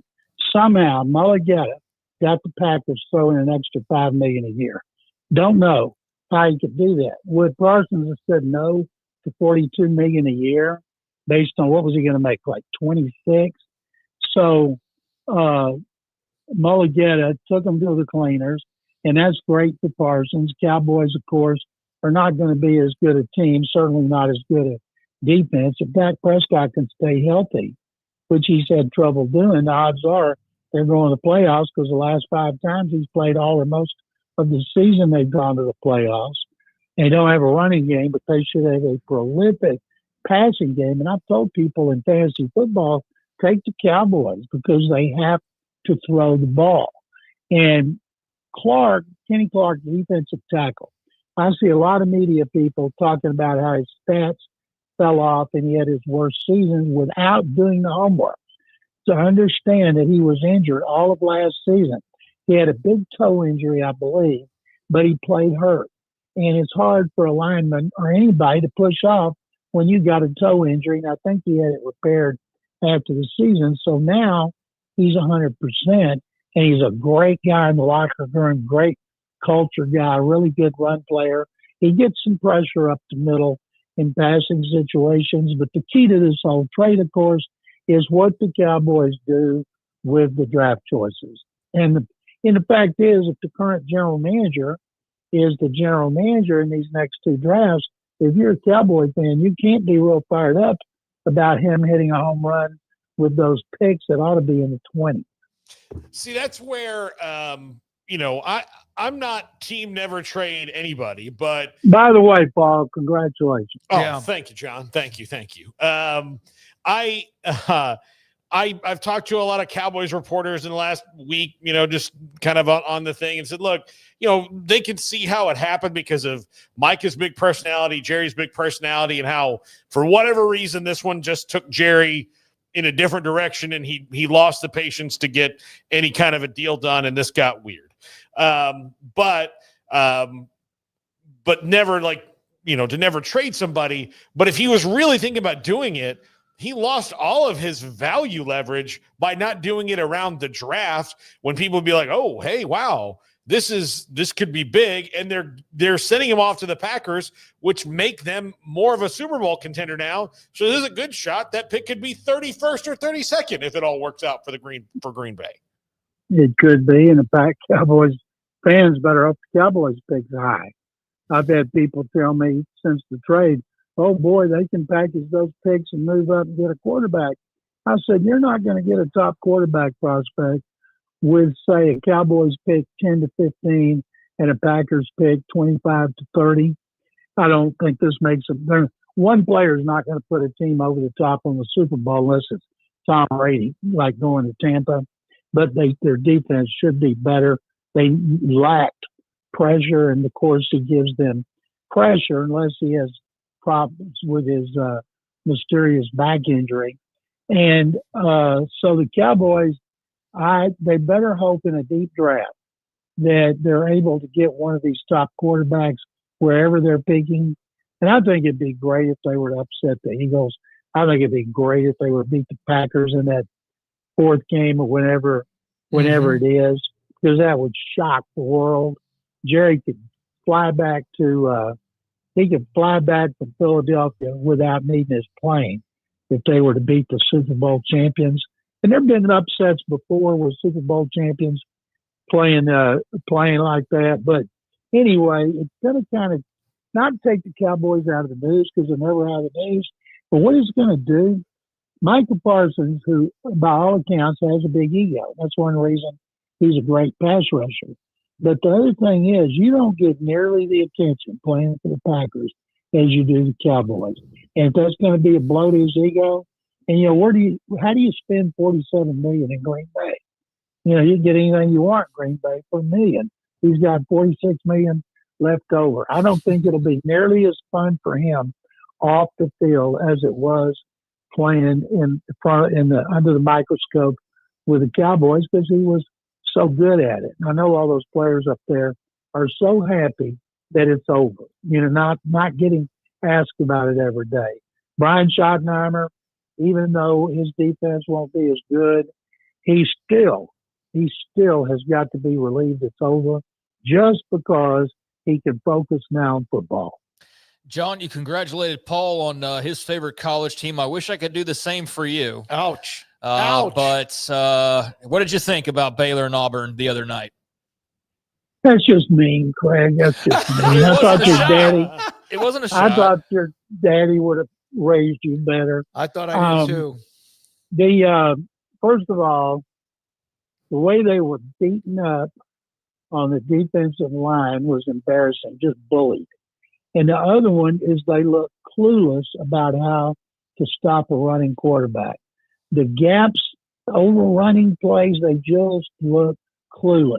And that's on them, of course, but it's also on the coaches. And Dave Aranda, I thought, was very honest. He didn't try to blame it on bad calls by the officials or anything. And when you give up a kick return for a touchdown, that's inexcusable. And Auburn is not even supposed to be one of the best teams in the SEC. And after it's over, I told my wife, man, I'm glad Baylor's in the Big 12. Now, if they beat SMU, everybody will be happy, but SMU is good. You can't stop Auburn's quarterback. Kevin Jennings is a better quarterback. Yep. He's a good passer, and he can run when he has to. And you know, SMU, after watching that tape, Jennings is going to be running more than usual. And I can't wait for this game.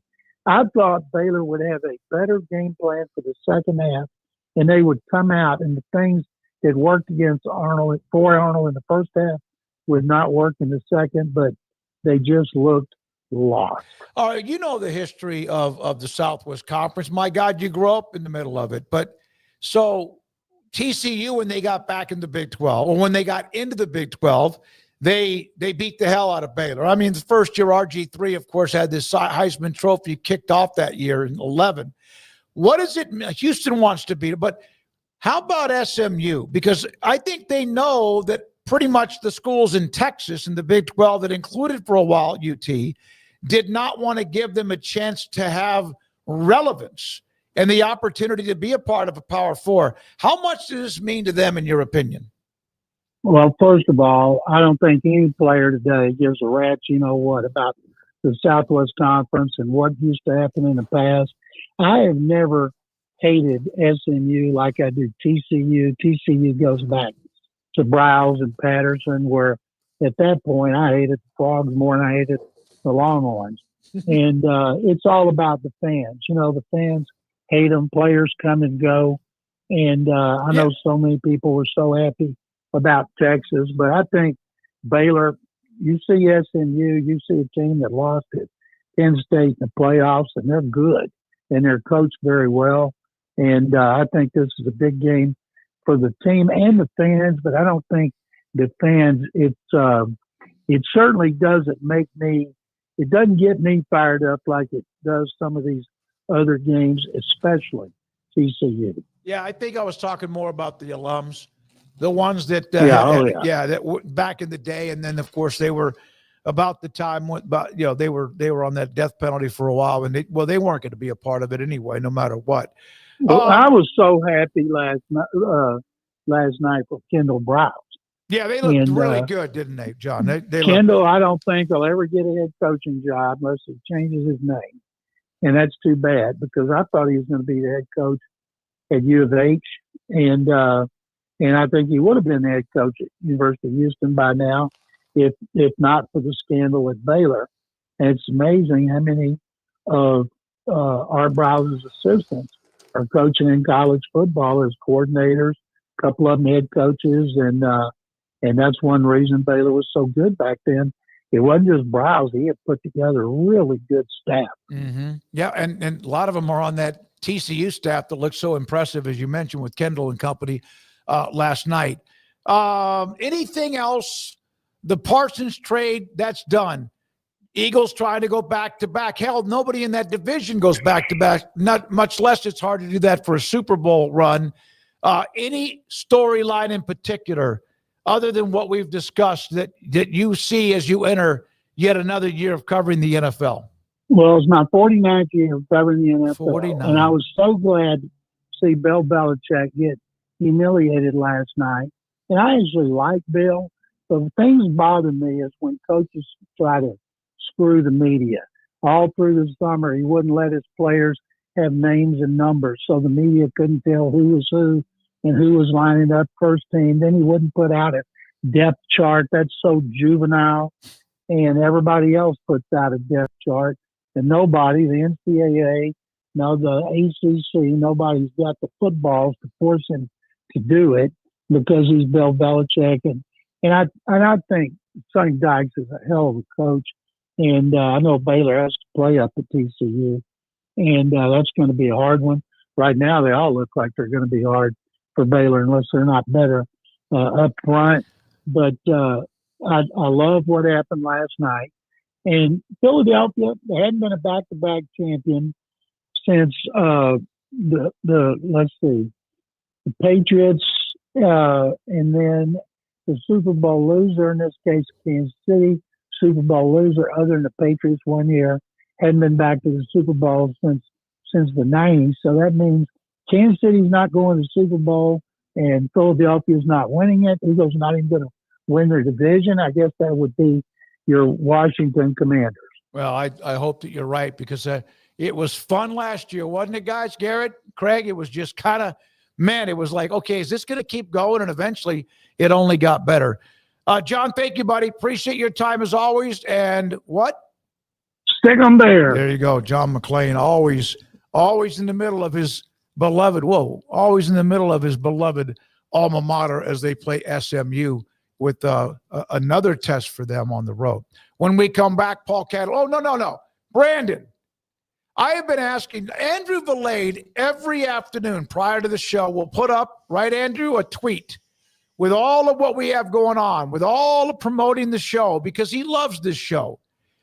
And so I'd always go, okay, guest lineup would include, whether it's John McClain, I do that. Then I would include Craig's name with Off the Radar, Paul's name with Top 5, and then Garrett or me.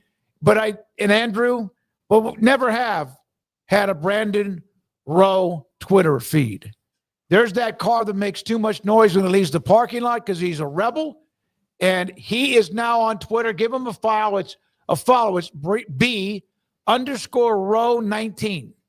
Yeah, Brandon, if you don't know, he hangs out with Vin Diesel and races for pinks.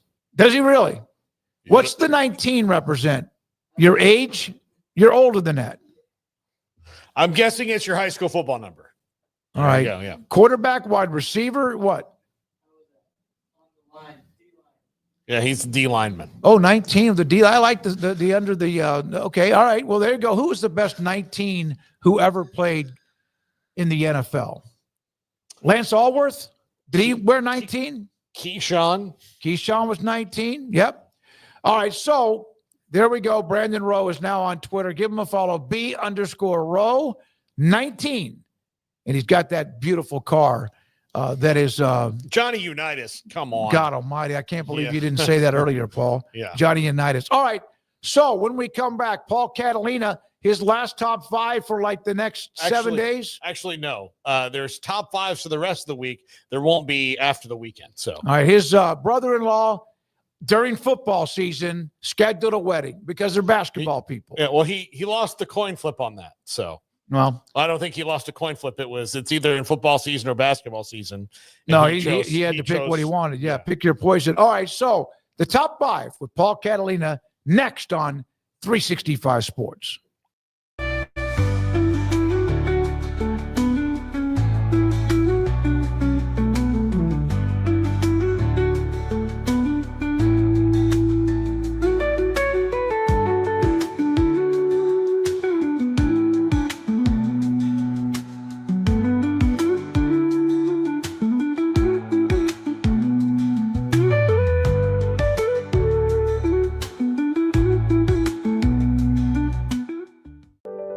Overwhelmed by your inbox? Clean Email is here to help.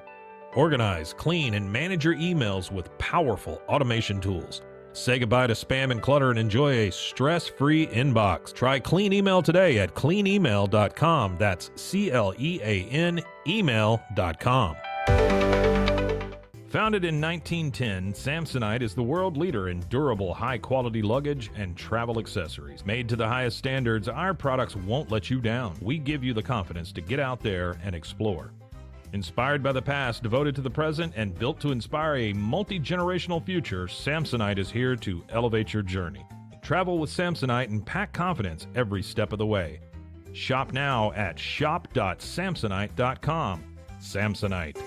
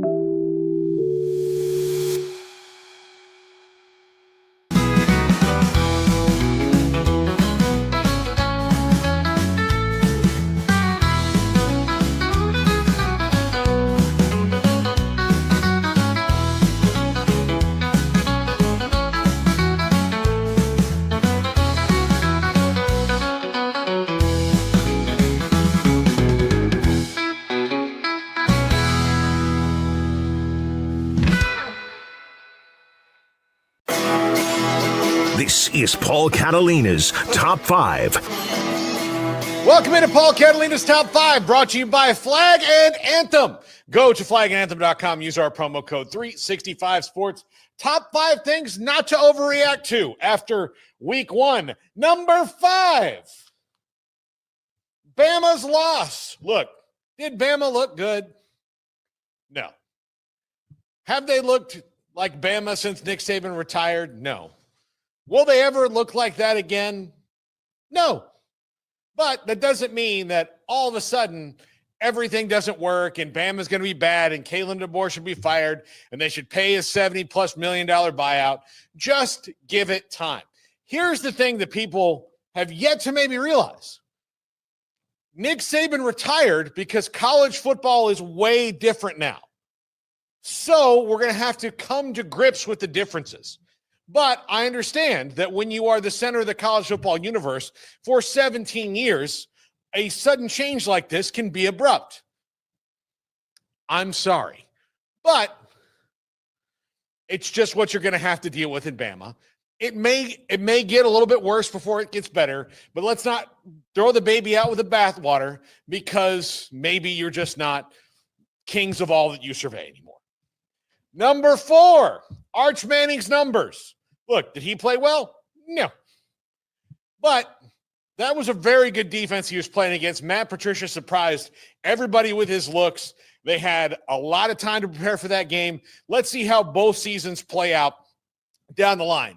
Arch's mechanics got really bad in that game because he got flustered. Let's see what happens through the next 11 starts he's going to have before the postseason. Texas should probably be all right. That was a tough one. Ohio State's a really tough place to win. And for some reason, and somebody's going to have to explain this to me, why every big national television game that's played in Columbus, Ohio is so slow. So slow. Like, could we get one? Like, I'm not advocating for, 2010s Big 12 type shootouts, but could we get one game that's like 38-34? Just one. Just one. That's all I'm saying, Ohio State. Make it fun for us.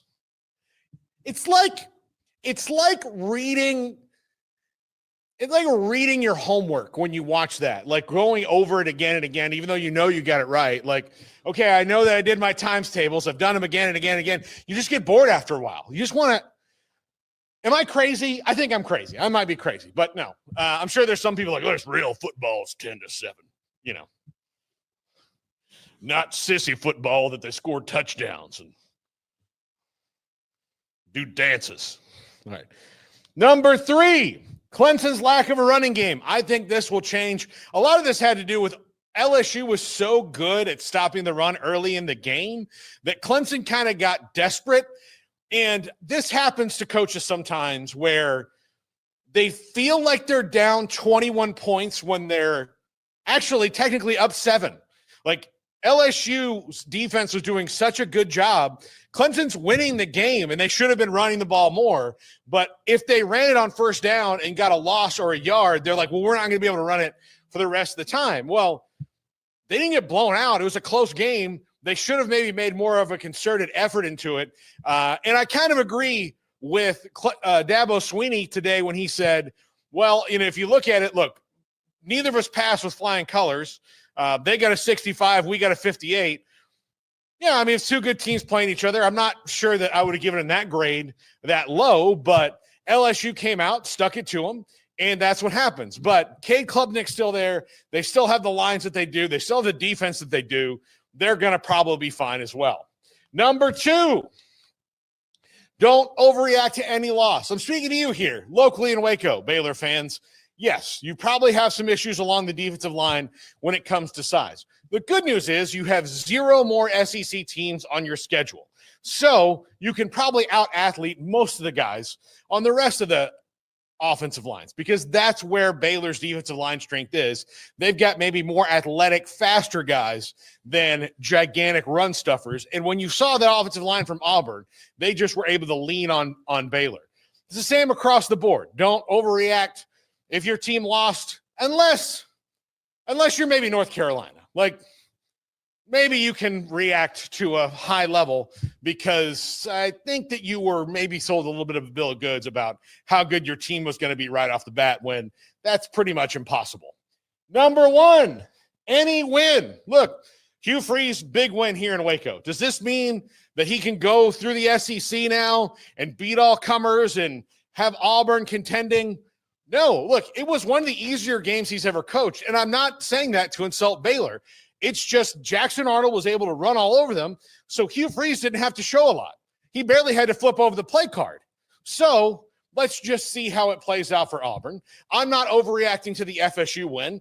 I canceled the tattoo I was getting of Tommy Castellanos on my back because I told myself this. So I don't have to just overreact to one win, but take everything in stride, enjoy as it goes, and take the pain as it goes. Here's my advice. Don't get really sad about your season until you're out of the postseason picture.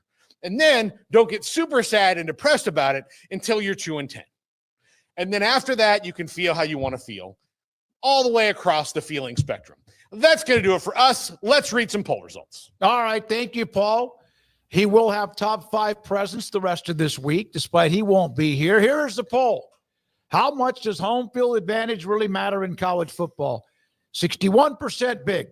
23% depends on the team, and then 14% matters, but not much, and then home field is overrated. It probably does depend on who's the team at home, because a lot of teams that aren't as good as the teams that are playing, the home field advantage is not very good.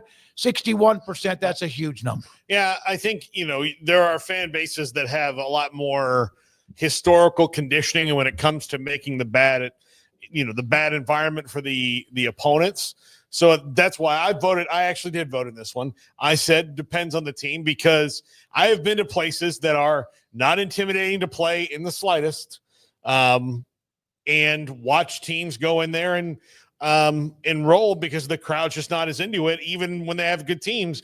And then I've seen the other way around, where you go into a place like the Swamp or Death Valley or Tuscaloosa, and it's just like, holy crap. Yeah, well, it doesn't hurt that those teams are pretty good. Yeah, but I'll give you A&M. A&M's a really tough place to play no matter what. Now, I've seen them lose some games in an embarrassing fashion, quite a few of them, but I've also seen them have teams where we didn't think this was going to be that tough, and then people came in and started swaying back and forth, and it got in their dome. So yeah, LSU had to deal with the real Death Valley this weekend, didn't they? That didn't end up coming into play too much, although it was a nice crowd for Clemson. But I think the return trip's going to be a lot of fun to see the disparity or the differences and whatnot. I think the top 2 are the main ones. I mean, I think it matters big, but I also think it depends on the team. So I think it's kind of a combination of the two.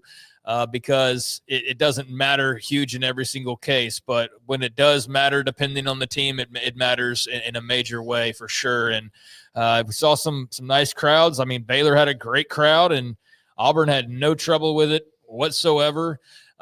So I think it just kind of depends on the teams and the timing and everything like that. But I'd rather have it than not have it. That's for damn sure. So there we are with that one.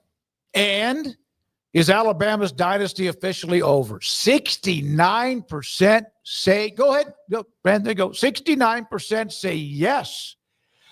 That's a big number, obviously. Not yet. 20% hope alive. And then Bama will always be Bama, and reload coming soon. But here's the thing. Historically, they haven't always been Bama. No, they've had their pockets. There have been gaps. And look, that's almost, if you look at it through college football, I'll tell you who I think the greatest program in the history of college football is, outside of total number of national championships. It's Ohio State, because they have the shortest pockets of irrelevance. They have really small, you go through their history, they've got 2 years at max where they're irrelevant, and then they're back to it. As where every other big dynasty, Michigan went over a decade. Florida's been 15 years now. It's been you had the mid to late 90s. Yeah, so everybody had the decade or so ago. Yeah, so it's everybody else goes through that. Now, total number of national championships was the true thing is Alabama, but even Bama's had their, between Bear Bryant and Gene Stallings, between Gene Stallings and Nick Saban, they've had their time where they've had gaps. Yep, there aren't many alphas, but all of them haven't had a pocket somewhat. But Ohio State, you rarely have seen them fall. I mean, I think to an extent, Bama will always be Bama. That doesn't mean you have a dynasty that never ends, though. No, yeah. So I don't. Yeah, I don't, they've had like 4 over their years. I agree yeah. with that sentiment, but I also don't think that it means that their dynasty isn't over. So I think I'm more of the top 2. Like, I think one could argue that it's already sort of ended and that they haven't won a title since COVID. And I know that's only 5 years ago now at this point. But if they don't win it this year, and there's sure as hell no reason to believe they will after this weekend, because there's just a lot of teams that look a lot better than them, they could turn it around. Who knows? But, I mean, that'd be 5 years, and that's now Kalen DeBoer sitting squarely on the hot seat unless they rip off like some 11-1 regular season and win the SEC and then get in the playoff. And like, maybe he could do all that. But if it's anything really short of that, then – yeah, you're looking at 5 years without a natty, and teams who have joined the league in the last 2 years in Texas that are suddenly passing you, teams in Georgia that are only closing the gap. Mm-hmm. So, I think when I looked at that the other day, I was like, when was Bama's last national title? I was like, oh, God, it was in 2021 national title games. So that was the 2020. That was the COVID season. Like, that's the last time they won it, which I know that, but it registered weird to me that it had been that long, these 4 years that they haven't won it, because we got so accustomed to seeing them win it every other year as like the longest stretch they would go without it there for a while. So, I'd say not yet, but man, I'm leaning really close to the yes. Well, it depends on what you think is a dynasty. To me, dynasty is year in and year out with maybe a blip 1 year that you're competing for. You're in the conversation, and we'll see if that is the case. They were still in it last year, remember,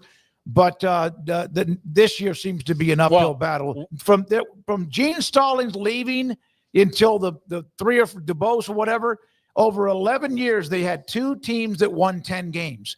That could be, if they're not careful, what a lot of teams have faced before that are used to winning 10, 12, or playing for national titles. And, were they until Saban arrived? Were they in it last year because of really what they did, or were they in it because of Nick Saban? Well, they had the huge win against Georgia. Great game. They had the miracle win against Auburn, right? But no, Nick Saban wasn't there. They lost to Oklahoma and Vanderbilt. I don't think any of us argued that they shouldn't have been a part of it. Exactly. But they were still in the conversation. They were kind of riding the old. Look, man, last year was the first time they haven't won double-digit games since 2007. Exactly. So we're off to a bad start already if you're dropping a non-con game and you don't think that they're better than some of the teams on the SEC schedule. So we'll see. I mean, a lot of season to go, a lot of hot takes this week, a lot of overreaction. Probably some underreaction, but Bama is definitely one of the top storylines to keep an eye on, because it was feeling pretty heated after that game the other day. They got thumped, and they weren't the best team on the field. It was no fluke. It wasn't like a muff punt. They were dominated by Florida State in that game, despite leading that game early. Garrett Ross, thank you. Brandon Rowe, Twitter head, thank you. Andrew Valade, putting everything up in places that we don't even know exist when it comes to our content. Thank you. Our sponsors, thank you. Also, all of you who watch wherever you are, Twitter, YouTube, and more. For Craig Smoak, Paul's out for the next week. Enjoy Nashville. I'm David Smoak. Good night, 365 Sports.